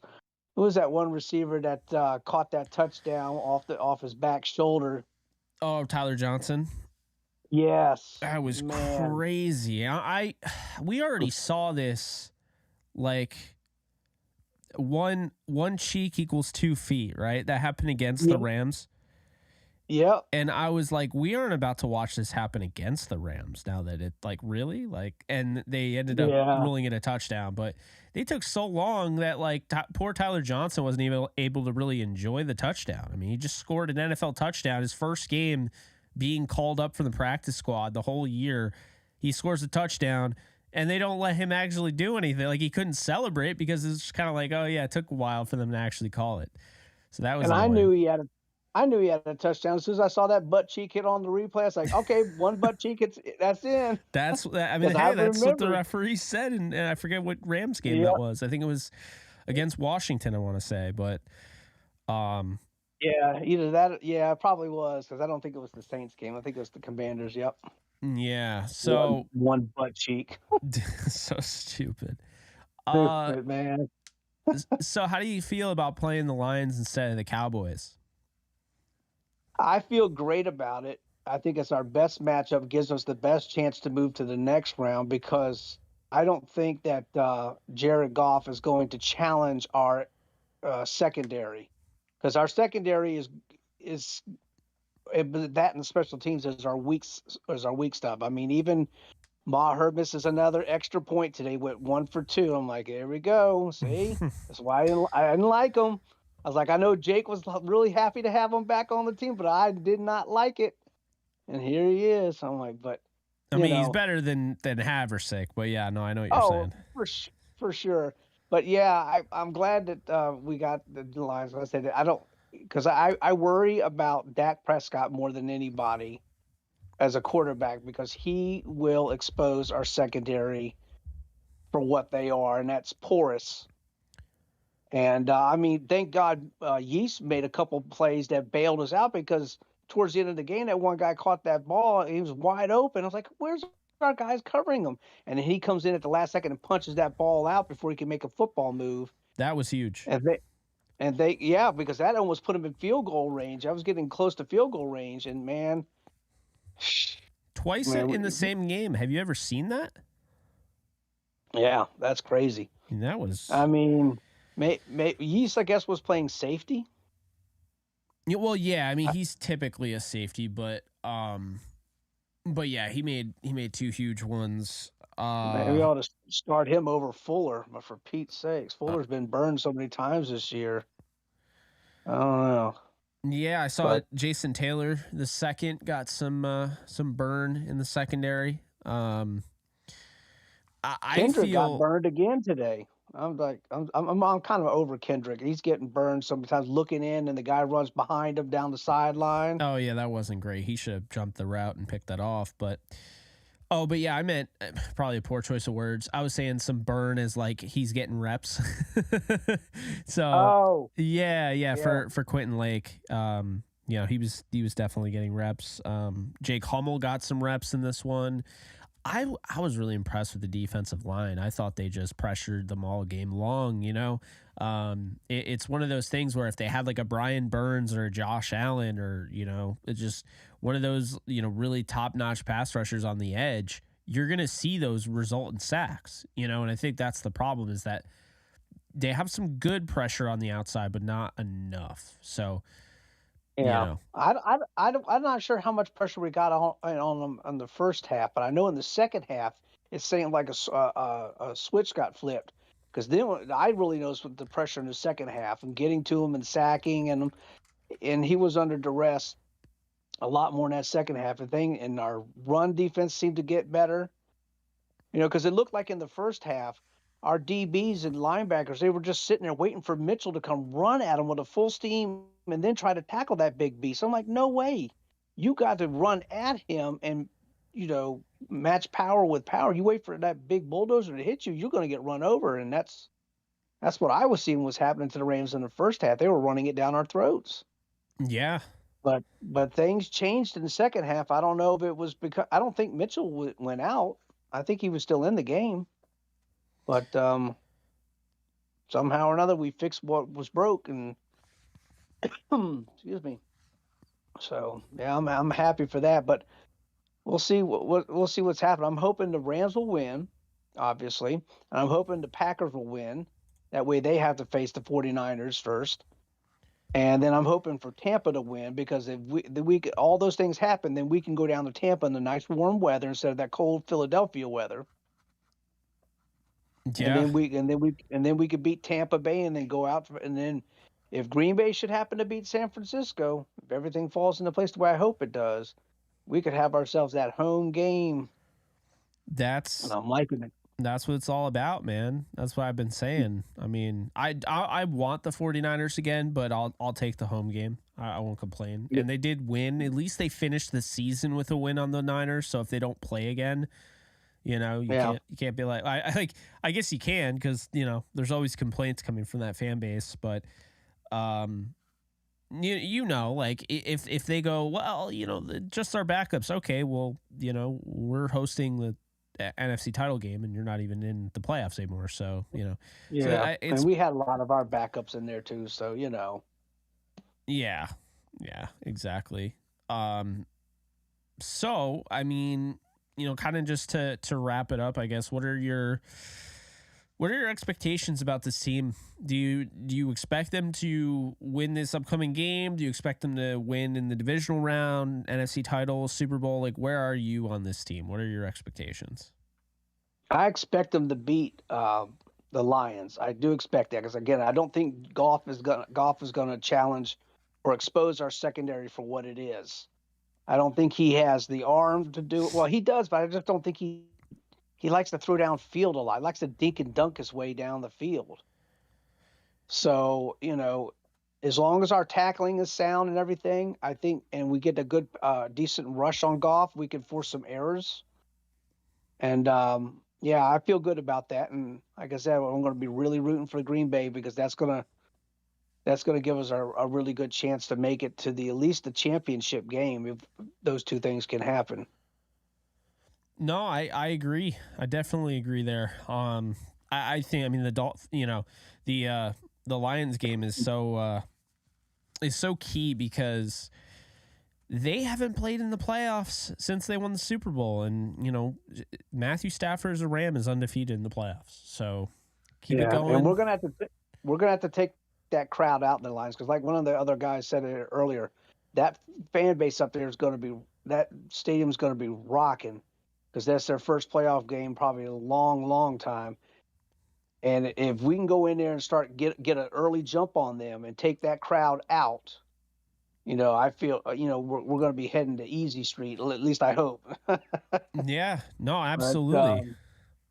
Yeah, and then we have to see. Now I got to be this all the timing. I have to be on I'm going on a ski trip with my son and the church youth group and everything. So I got to be a chaperone right there over the weekend. And I'm like, oh my God, I got to find a way to get back in before the game starts. But I think they're going to have me out on the slopes till 9 o'clock. I'm like, I think I'm going to fake an injury and get myself back in. Oh man. Well, P-Trey, it's always a pleasure talking with you, and I'll catch you hopefully next week. Yes, sir. You have a great week. I look forward to all the content. I listen to a lot of you when I'm out there jogging out there in my neighborhood and everything. I save your videos, so I have something to listen to while I'm jogging.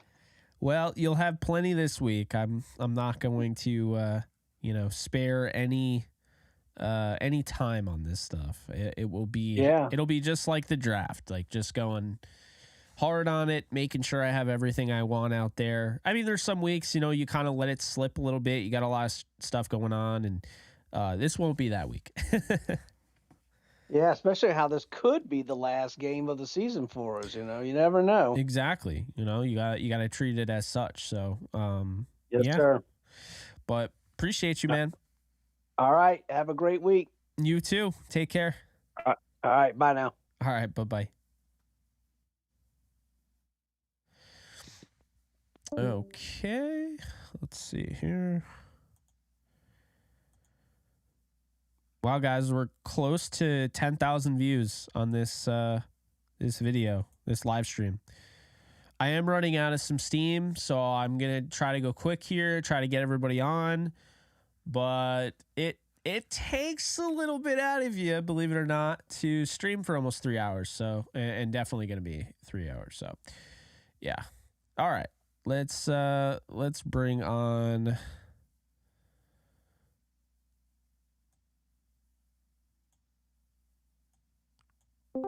Rams for life. How's it going?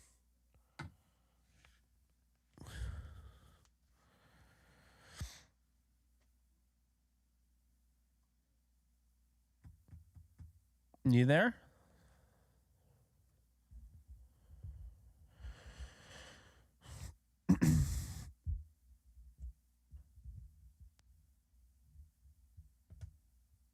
All right, I will come back to you. Guys, be sure you have your mics ready when I bring you on. Otherwise, I'm just going to move on to the next person and go back.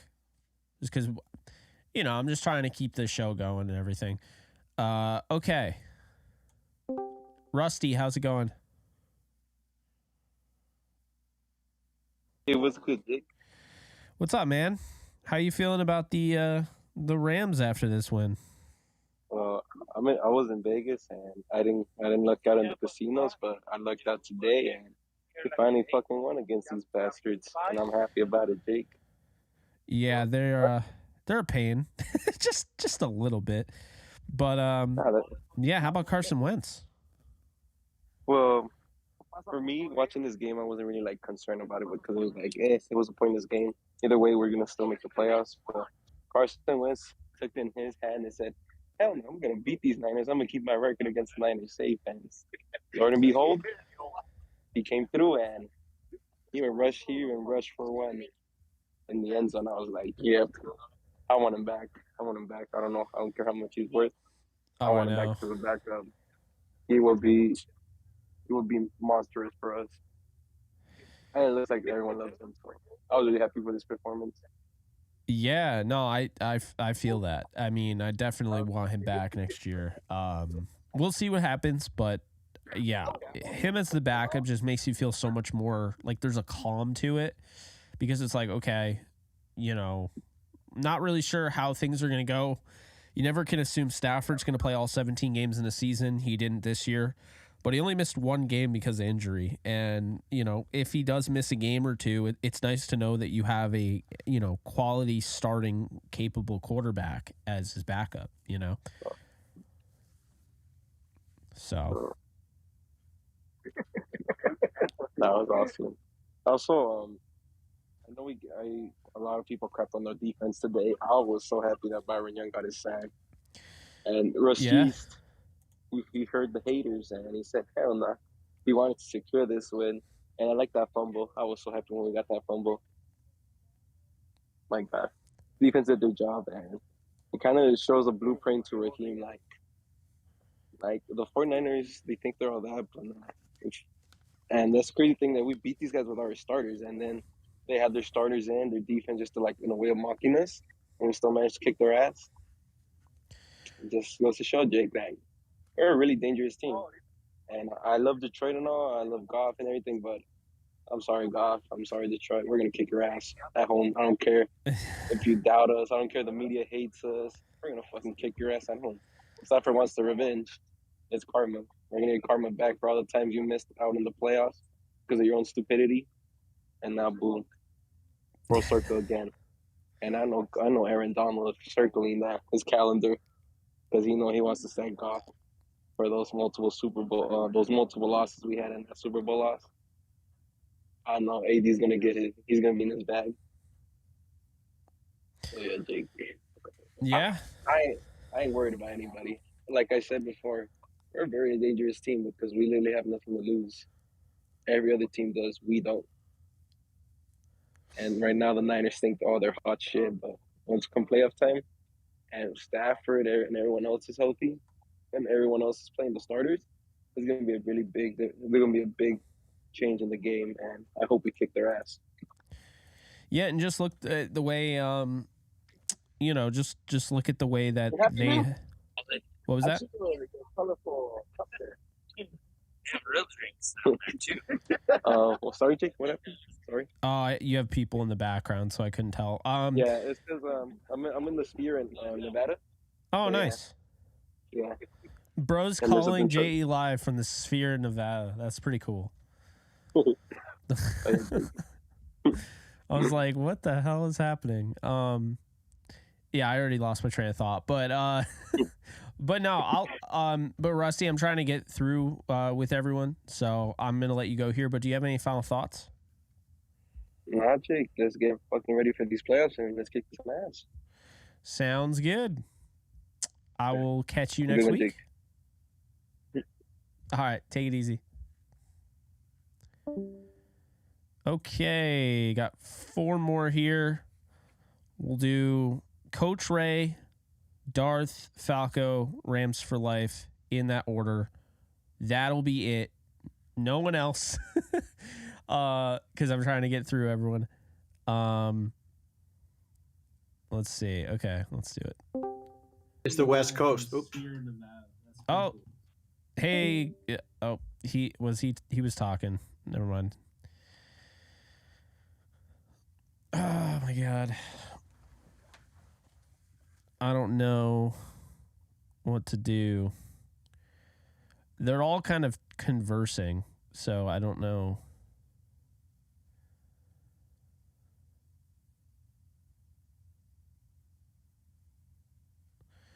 No, I love this chair.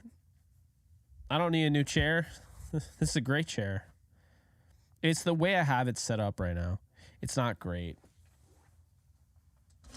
Like,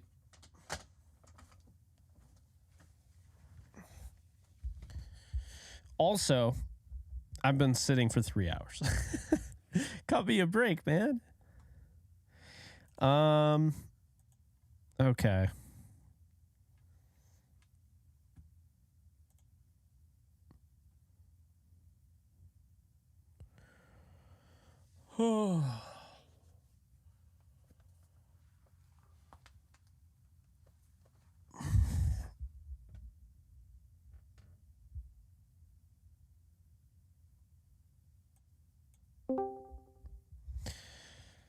Blaze, how's it going?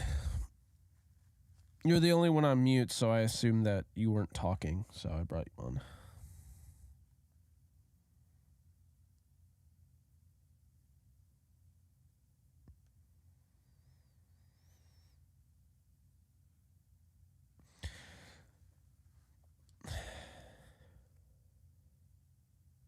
I just got DC disconnected. Whoa, what just happened in the Bills game? Deontay Hardy took it 96 yards. William, thank you so much for the 10. Appreciate you. That was insane. The Bills needed that so bad.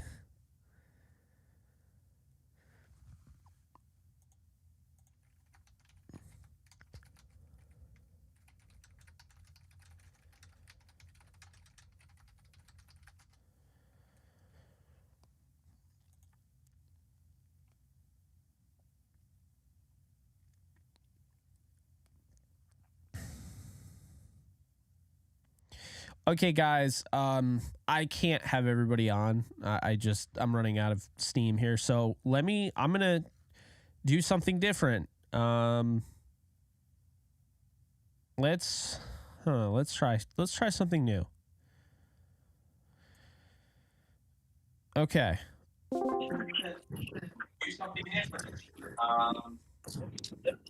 All right, guys, can you hear me? Jake. Hey, Jake. What's up? All right, since we have so many people and I'm trying to end this thing, and I know you guys have been waiting, I'm gonna bring in like. What's up, Jake? What's up, guys? I'm gonna bring in a cluster of you guys. That's how we're gonna do this thing. All right. All right. So that's probably the best way to do it moving forward. Maybe bring in 2-3 people. I don't know. We'll see. I'm trying new things. So experimentation is always. Let's go. Thing. Let's go. Let's do it. All right, cool. Dude, let's do this thing. All right, 1 second. Okay. So we got the call in there. I'm actually going to move this thing up more. Where is it? There we go. Okay, let's move it there. Let's move it like here. Okay. Now, I'm going to bring on Coach Ray. I'm going to bring on... Hello. How's it going, Coach? I'm going to bring on Falco. And I'm going to bring on Blaze. All right. All right. Cool. Here we are. We're going to do this roundtable format. Real quick here, I just want to get everybody a shot. And this is... I don't know if this will be the new thing, but... who knows? Who knows? So, all right. Real quick, get everybody a shot. And this is... I don't know if this will be the Blaze, can you mute me? Not like in Discord, but on YouTube. Fingers on it. There we go. You're good now. Cool. Okay, so we're going to start from the top on the way down. So I'm going to ask you what your thoughts were on the game, starting with Blaze. There we go. Can you all hear me now? Yep. Yes. Yep. All right, Blaze. What were your thoughts on the game? It was good. Like, the game was good for me. I was happy we finally beat the Niners. Finally, Jesus. Yeah. Anything else?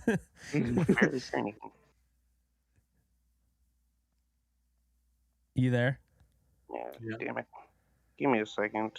All right, I'm gonna move on to Coach Ray real quick here. Given the fact that we were playing with a lot of backup folks, I thought we played an overall very solid game all the way around, from quarterbacking to offensive line play, running back. I think we got a lot of mileage from a lot of players that we don't normally see. So I was really happy. I mean, I know that maybe there's a kind of like a feeling that the Rams don't have any depth, and I think that today we demonstrated that we do indeed have depth in a lot of the positions that matter. So I was really happy to see that, and I think that actually will carry us not only through the playoffs but beyond. Yep, I can agree with that. Yep, I agree with that too. Oh man. All right. Yeah, no, I definitely agree with that. I love the way they played. I thought, just kind of looking at the backups and just the fire they had, you could tell this coaching staff has they're just the right guys for the right job. And, Right. you see that whether it's a fringe backup or just a guy that hasn't even seen the field all year. A lot of fun to see that. Blaze, we'll go to you and then Falco. Okay. If you have any additional thoughts on the first question. I think my mic wasn't working. What was the question? I was trying to get fixed up. Oh, I was just asking you what your thoughts were on the game. Oh, well, my thoughts on the game. Like I said, we finally beat the freaking 49ers, so I was happy about that. Wentz looked good. Still worried about her kicking game and Kendricks, but other than that, I was pleased. Very pleased. All right. Yeah. Falco. My thoughts were, first off, congratulations to Puka, man, for breaking his records today. Like, his sideline moment with his mom was that just felt so good. Yeah. Secondly, we finally beat the Niners inside the regular season. That's awesome to see. Thirdly, and one interesting note was in the post game, Sean McVay mentioned is that throughout the game, in terms of offensive play calling, that went to Mike LaFleur. I found that to be very interesting because it showed. The offense looked really different with Carson Wentz. We saw so many designed QB runs. Yeah. Like, it's like I believe Carson Wentz broke a record in Rams history. Like, he was the first Rams running back to attempt 13 plus rushes since 1950, which is just insane to think about. That's Bob Waterfield. Like, that's crazy when you think about that. Yeah. It's just different time period. Yeah, for sure. But overall, I was very pleased with the game. Kind of like with what Blas was saying, the only thing which I think needs to be really tuned up is kicking. Now, to be fair, like Brett Maher only missed that one extra point, right? And meanwhile, Jake Moody on the Niners missed a field goal and an extra point too. So it wasn't just our kicking was bad. And to be fair, our special teams coverage unit did pretty good today, I thought. They didn't let up any big plays on the punt return. So that was pretty good to see too. So overall, I was pretty pleased. Yeah, absolutely. Next question here. What are your thoughts on the matchup? We'll start with you, Falco. Ooh, the matchup against Detroit. Ooh, I love this matchup. Not only in a game sense on where I think the Rams are a very good matchup. Like, the Lions are a very good matchup for us, but just the amount of storylines. And it's not just like Jared Goff versus Matthew Stafford or the Matthew Stafford returning to Ford Field. It's like the Brad Holmes versus Les Snead. Which GM truly built the better team out of the two teams who made the trade? I think that is going to be very interesting to watch unfold. Yeah. And I'm very excited for it being on Sunday night primetime, which honestly, perfect slot to put that game. Yeah, I'm glad we won there because I was really worried we were going to take the L with the Saturday one. God. Saturday night Peacock exclusive. Ugh, God, I have Peacock and I hate that. Coach Ray, what are your thoughts on the matchup? I think we couldn't have really picked. I mean, I wasn't really too excited to go to Dallas, given the record that they have at home. Wasn't really excited going there. So the fact that we're going to Detroit and all the things that Falco highlighted with the whole storyline of Stafford coming back to visit a lot of skeletons, I would say, in Detroit, and maybe to write some of that with another team. Absolutely. So that's going to be amazing to watch and amazing to witness. I think like I said, I don't think they could have picked a better matchup. I would say of all the playoff teams, that's the one team I circled and said that's the team I want to play. Maybe right now, maybe Detroit and Philly probably would be my two. Yeah. So, yep.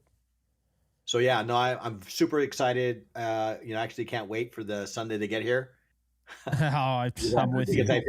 I think they're on a roll, and we want to keep the momentum going. And I love the character in this team. That I see not in just the starters, but in the backups. They seem to all care, and they've all bought in to what the coaches have to say. Yeah, no, I totally agree with you. I'm very excited for this matchup. This is the matchup I wanted, and I understand there are people that are concerned about, the Lions, but I mean, if they play their style of football, the only team that's beaten them, and they beat them by 6, was a team that will probably win the Super Bowl if things go the right way. Right. That's the only team that's beaten them since the bye. So it's not to say the Lions aren't a good football team, but the Lions have one of the most glaring weaknesses out of any of the top teams that they've faced since the bye. The secondary. That secondary is really struggling. I mean, Nick Mullins being able to throw 3 bombs over the top. Nearly 400 yards, by the way, Nick Mullins almost pulled off against that Lions secondary. I could low-key see Matthew Stafford throwing for 400. Straight up. I could see with it. Puka, with Cooper Kupp, with Tutu Atwell, DeMarcus Robinson, potentially Tyler Higbee back, Davis Allen, Kyron Williams. We have so many good threats at receiving. Yeah. That's insane. Blaze, what are your thoughts on the matchup? Like everyone else said, the storylines are written in stone. It's like you couldn't ask for anything better. And I was telling my dad this: you can't have this game on Saturday night. You have to either put it on Sunday night or Monday night, preferably Sunday night. So that was great to keep that. Matchup-wise, I think we have a better team. I mean, like I said, both of our secondaries are not that great. I think, but the fact that Blaze, we're losing you. Two good receivers. So, yeah, I think we should be able to beat this team easily. I think so as well. Any final thoughts? We'll start with you, Blaze. No, I think, like I said, I'm happy. Like, this team surprised me from the beginning. I was so happy with them. Like, what tipped me off to show me that they actually had a shot at least to do something like this was those 2 games we lost to against the 49ers and the Eagles. They both came to our house, only beat us by 10 points. So I was so happy. Like, we're in the playoffs for a quote-unquote only team that's supposed to win 4 games. And you predicted it again. 10-7. Yeah. Do you have the winning lotto numbers? I definitely don't. Oh man. Yeah, but those are my final thoughts. Can't wait for Sunday. Can't wait for this matchup. But I will say this one last thing. It's like, I think the Rams are probably the scariest team because, let's be honest, Puka came out of nowhere. But the fact that we can move the ball without Cooper Kupp and Puka can go off, Robinson go off, you still got to worry about Tutu and Kyrie in the backfield. Defensively, that defensive line can get pressure without Aaron Donald. That's kind of scary for any team. Yeah. No, I agree. Coach, what are your final thoughts here? Yeah, I thought it was kind of a very a class act, I guess, for the Rams to showcase Wentz and his abilities. I think that's a class act, even though I think they would probably be better off not to kind of play him and kind of keep him under the radar a little bit to get a better chance of us kind of being able to keep him going forward. Yes. So I'm excited and sad in some ways because, you know, I think what he showed on what he showed on the field today, I think there's probably a good handful of teams that would benefit from him, you know, leading their team, right? So yeah. So kind of bittersweet on that aspect. Like you said before, you know, we haven't had a backup quarterback at that caliber on the team since forever. And I was kind of hoping that they'd be able to carry that through for the next season. Given what he did today, you know, I don't know. That's kind of in the balance now a little bit. Yeah. So, but nonetheless, I thought it was a class act, I think, for the Rams to be able to, you know, really showcase his work. I think they really try to put something on tape that other teams can look at and show them that, hey, yeah, this guy can be your, you know, marquee quarterback, honestly. So I think they really came up with a game plan to showcase his full, you know, portfolio of work or skills. So no, absolutely. I agree. That was the first thought I had, where I was like, wow, you know, I give McVay a lot of credit for letting him just go out and play his style of football, you know, because you easily could have tried to make this a run game. You easily could have just run the ball with Ronnie Rivers and you know, Freeman and Evans and just said, you know what, like, we're going to just dink and dunk and do that. And he let him pull the trigger a little bit, you know, in this one. So yeah, no, that was fun. Yeah, no, super excited for Wentz, super excited for the Rams and the general direction that this team is going. I think this team is on an upward flight here. And yeah, let's take it to Detroit and move on further as far as we can go with this team. Testify. Yep, I agree there. Falco, any final thoughts? I have a few final thoughts. firstly, credit to Raheem Morris in this defense, because in the second half of that game, we held the Niners to 0 points in the second half. Yeah. That's impressive. Very impressive. It's like, regardless if they were sitting starters or not, that's still an impressive feat. Shutting out in the second half, Kyle Shanahan. Secondly, I am very much excited for the Rams-Lions matchup for numerous reasons, but it's going to be one hell of a game, I think. That game's just going to be really good. And thirdly, to kind of Coach Ray's point, I liked how McVay and finally specifically Matt wait, no, I'm saying not Matt. And finally LaFleur just letted Carson Wentz play his game with 14 designed runs, him scoring a touchdown on one of those runs, truly showing is that Carson Wentz deserves another shot at being a starting quarterback in this league. 100%. Because he showed it today. He led the Rams in a gutsy win over the Niners. First time since 2019 that happened, by the way, in the regular season. Yeah. That's crazy to think about. But we got that monkey off our backs a little bit. We are heading to the playoffs with this amazing momentum, which I don't think any other team could say. Hell, like even Buffalo could arguably say that until tonight, where they're looking like they're struggling a bit against Miami. So, yeah, I think the Rams are the scariest team to face outside of maybe Baltimore in the playoffs. I would agree. In general. The Rams are the scariest team in the NFC right now. Feels that way. But hey, guys, thank you so much for being my guinea pigs with this. No problem. I don't know, this cluster call in. I've never done this before. But this round table of sorts. Yeah, dude. Man, like I think it's interesting because you can bring in people who have varying different opinions, and you can have those discussions flare up a bit. And I think that would be fun. I think that's fun. Mm-hmm. So, Jake, are we going to have a watch party? We're going to have a watch party for Sunday night? Ooh. I mean, I'm not really one to believe in, the jinxing, right?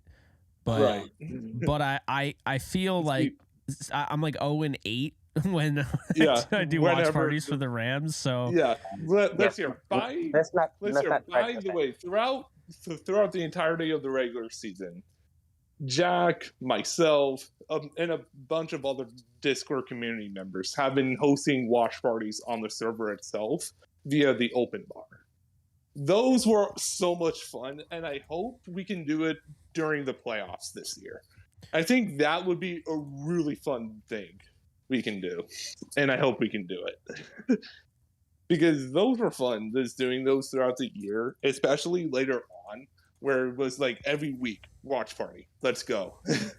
And then from there, we all watched the game on Discord, and it was like a lot of fun because it kind of feels like a stadium or like a bar a little bit, on where you have people watching the game, reacting to it. It's just a whole lot of fun. And that's exclusive on the Discord. So join the Discord. And during the off season, join Jake's Kick as well for a lot of off-season content. That Kick channel is going to be popping off during the off-season. I can feel it. Hey, I hope you're right, but I mean, 841 followers. I mean, I'm feeling pretty good about it. But yeah, appreciate you guys. We'll talk next week. You too. Oh, yep. See you next week. Yep, see you next week, and hopefully a win over Detroit. Yes. Yep. Yes. Hey, this season's already a win for us. Yes, sir. We are playing with house money at this point. Exactly. All right. So I'm going to bring in the final cluster here. Brick Vermeil, Darth Dudicus, and Rams for life. So all right. All right. See ya. I'll see you guys. See ya. See ya later. Okay.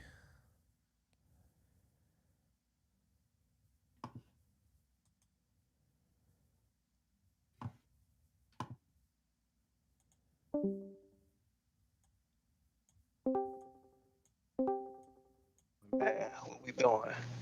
All right. We got What's up?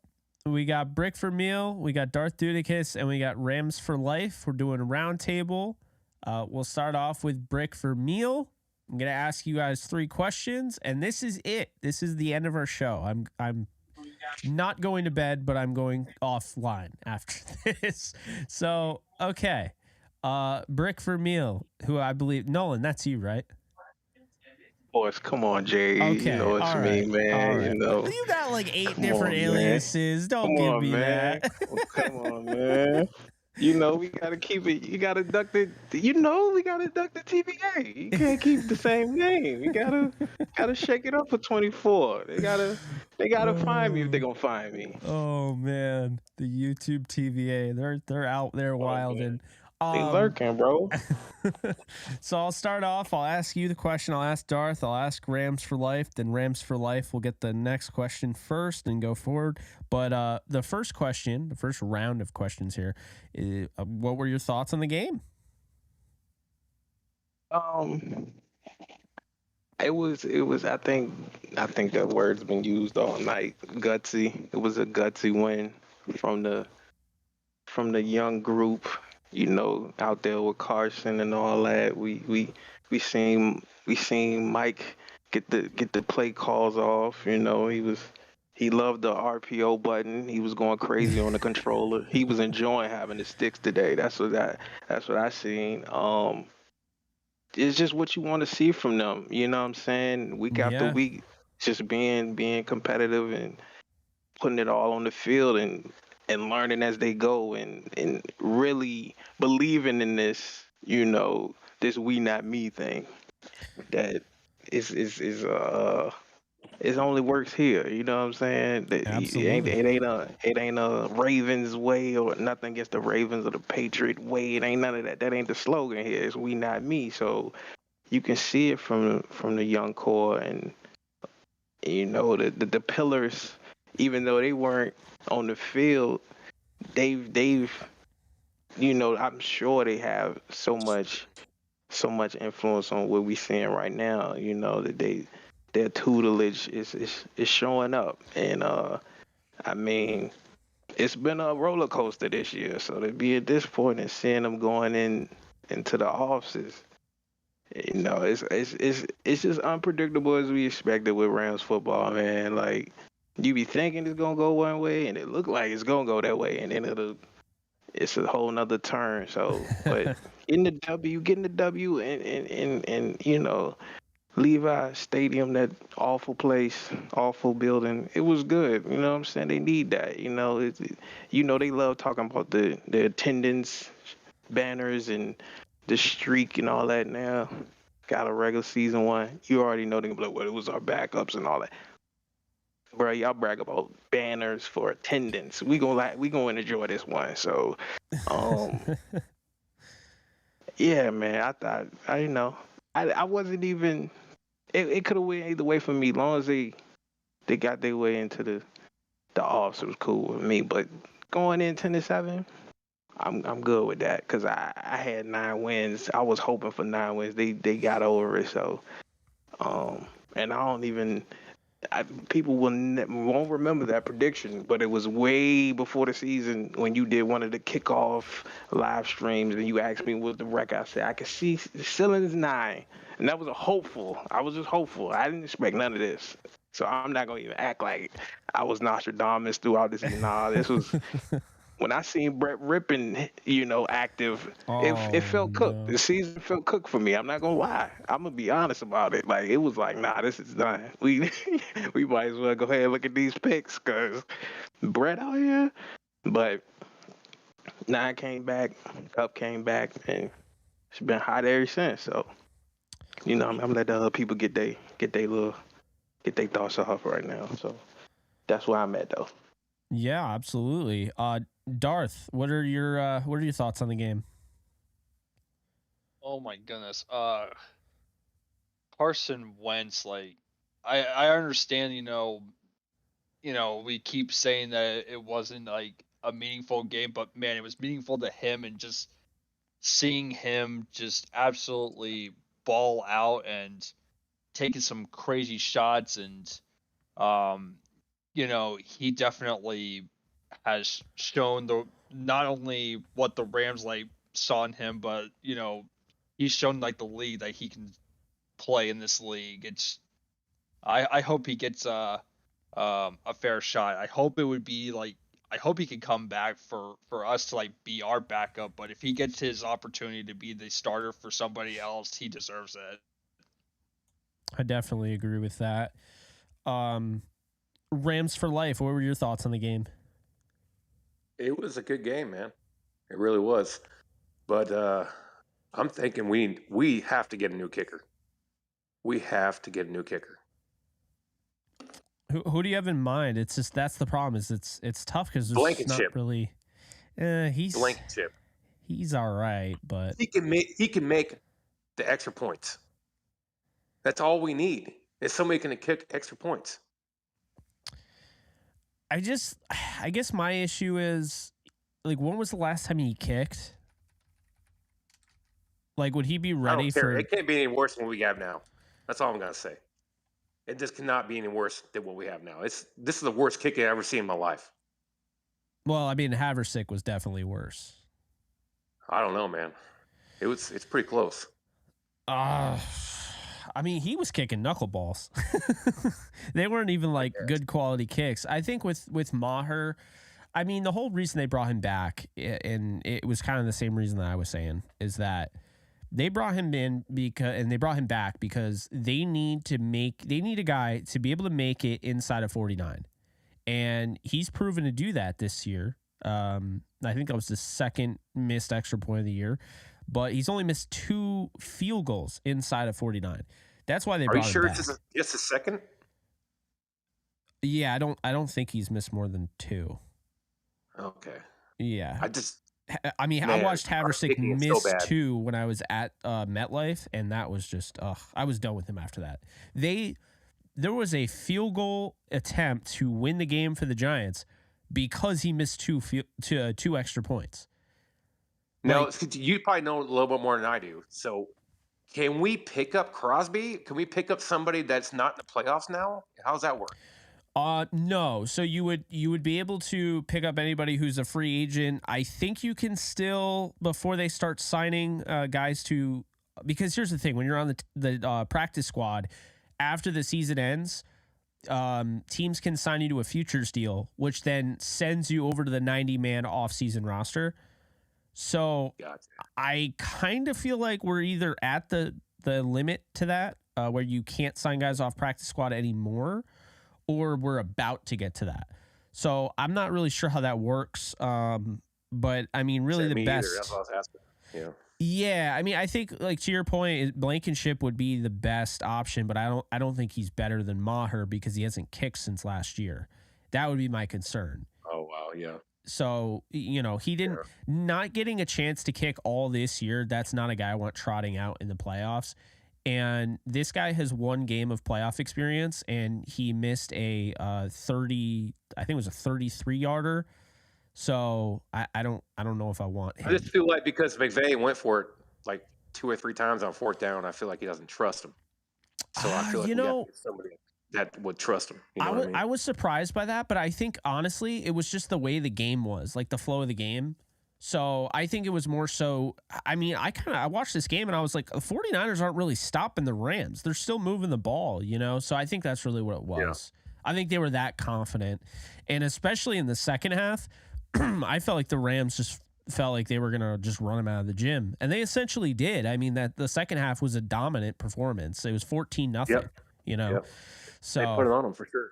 So now, next question here. We'll start with you, Rams for life. What are your thoughts on this matchup against the Lions? I think we're going to destroy them, to be honest. Wow. I think Matthew Stafford's going to go in there because he knows every square inch of that field.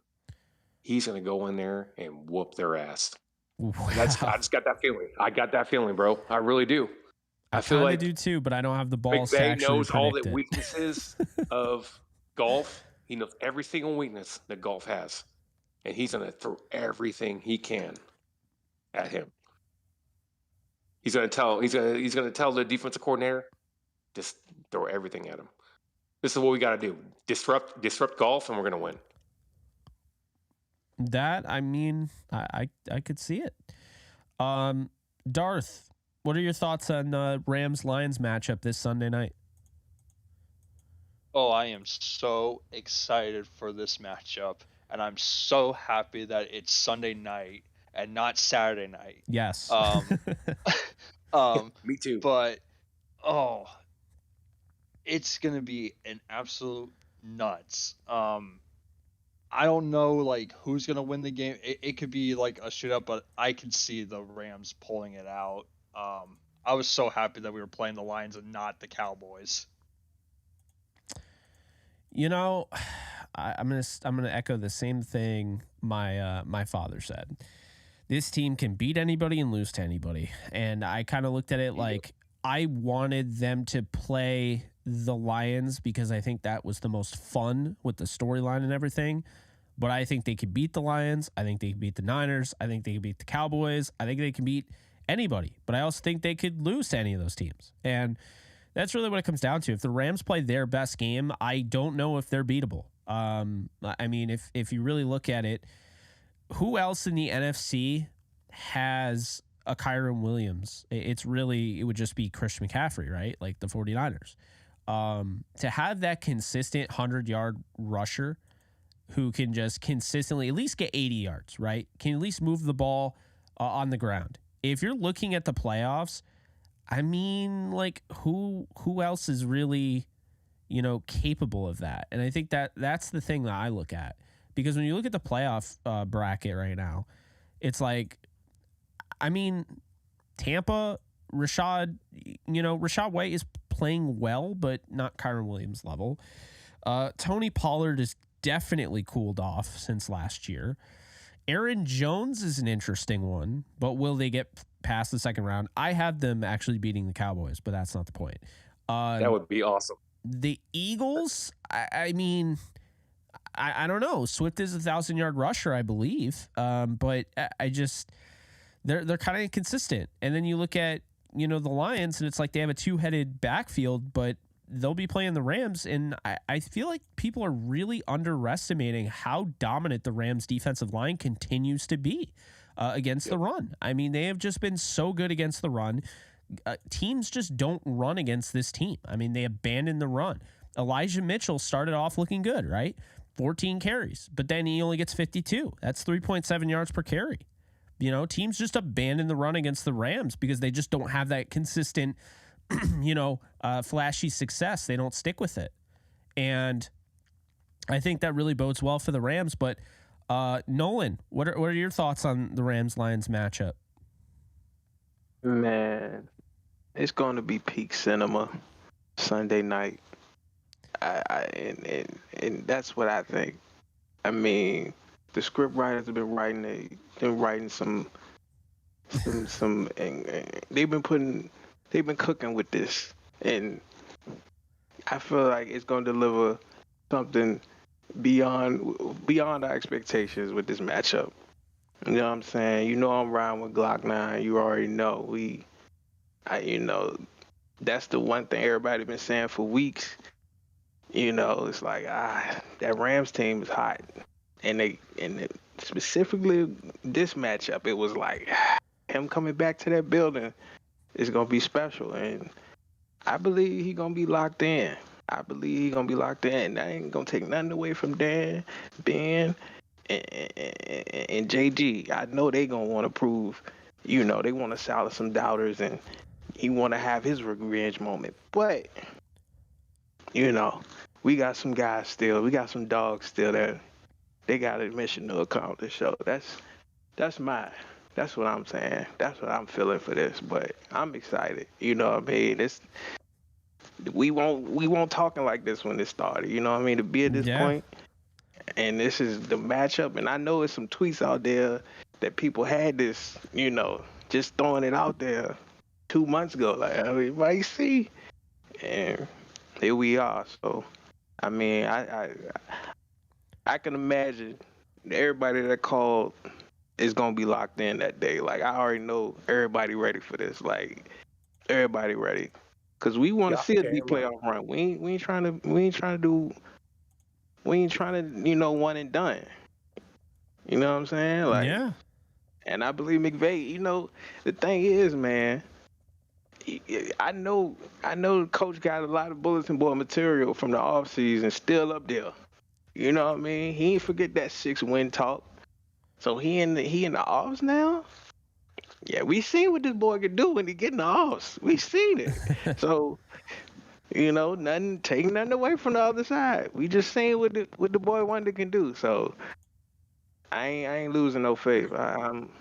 It's gonna be it. I can see it being a shootout though. I can see it. You know what I mean?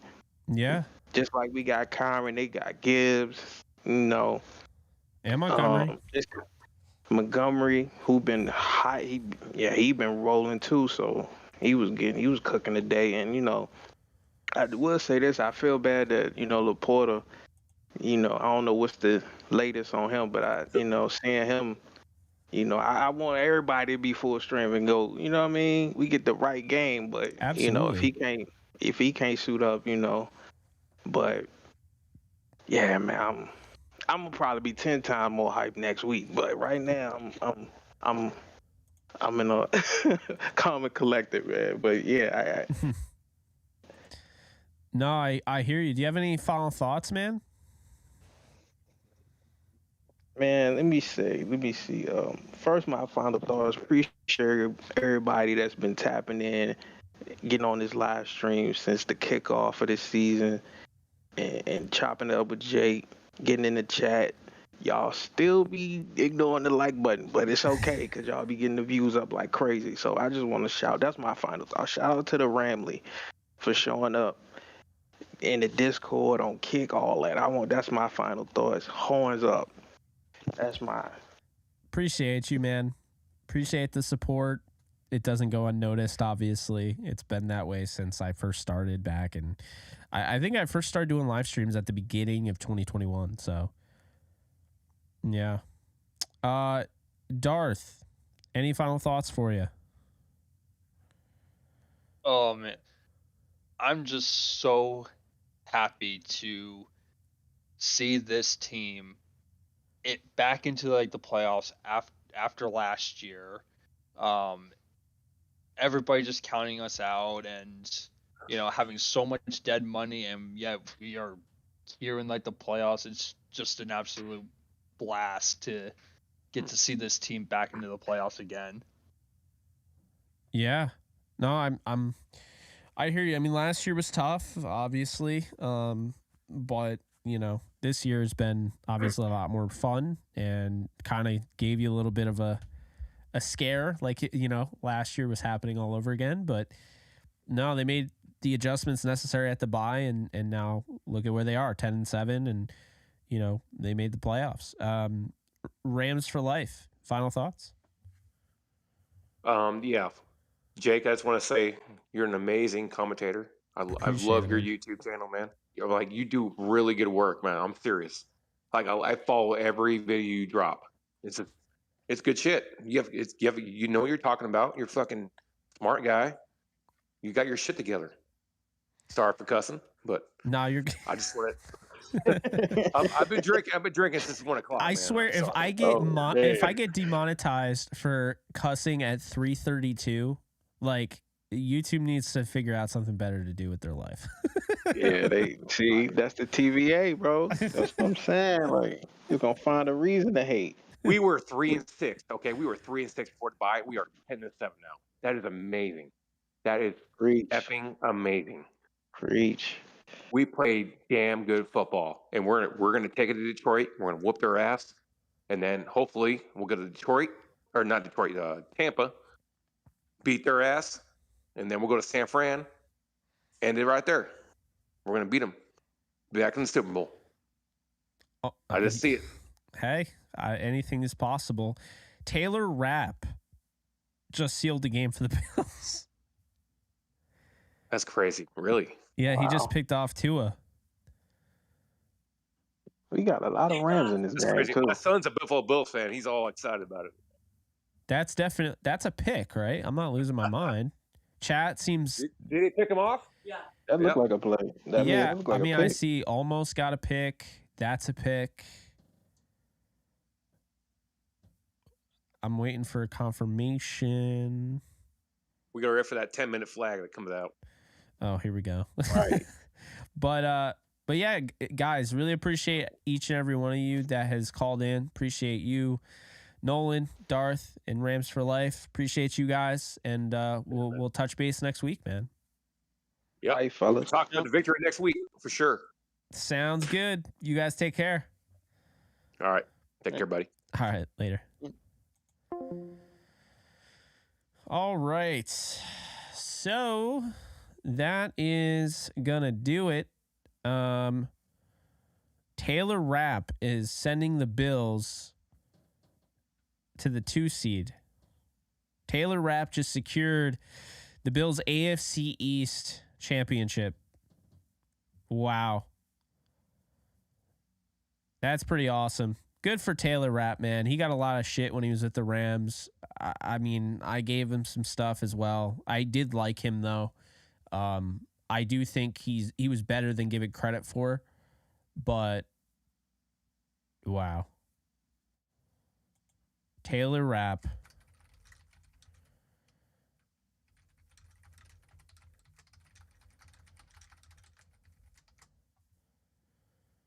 That's crazy.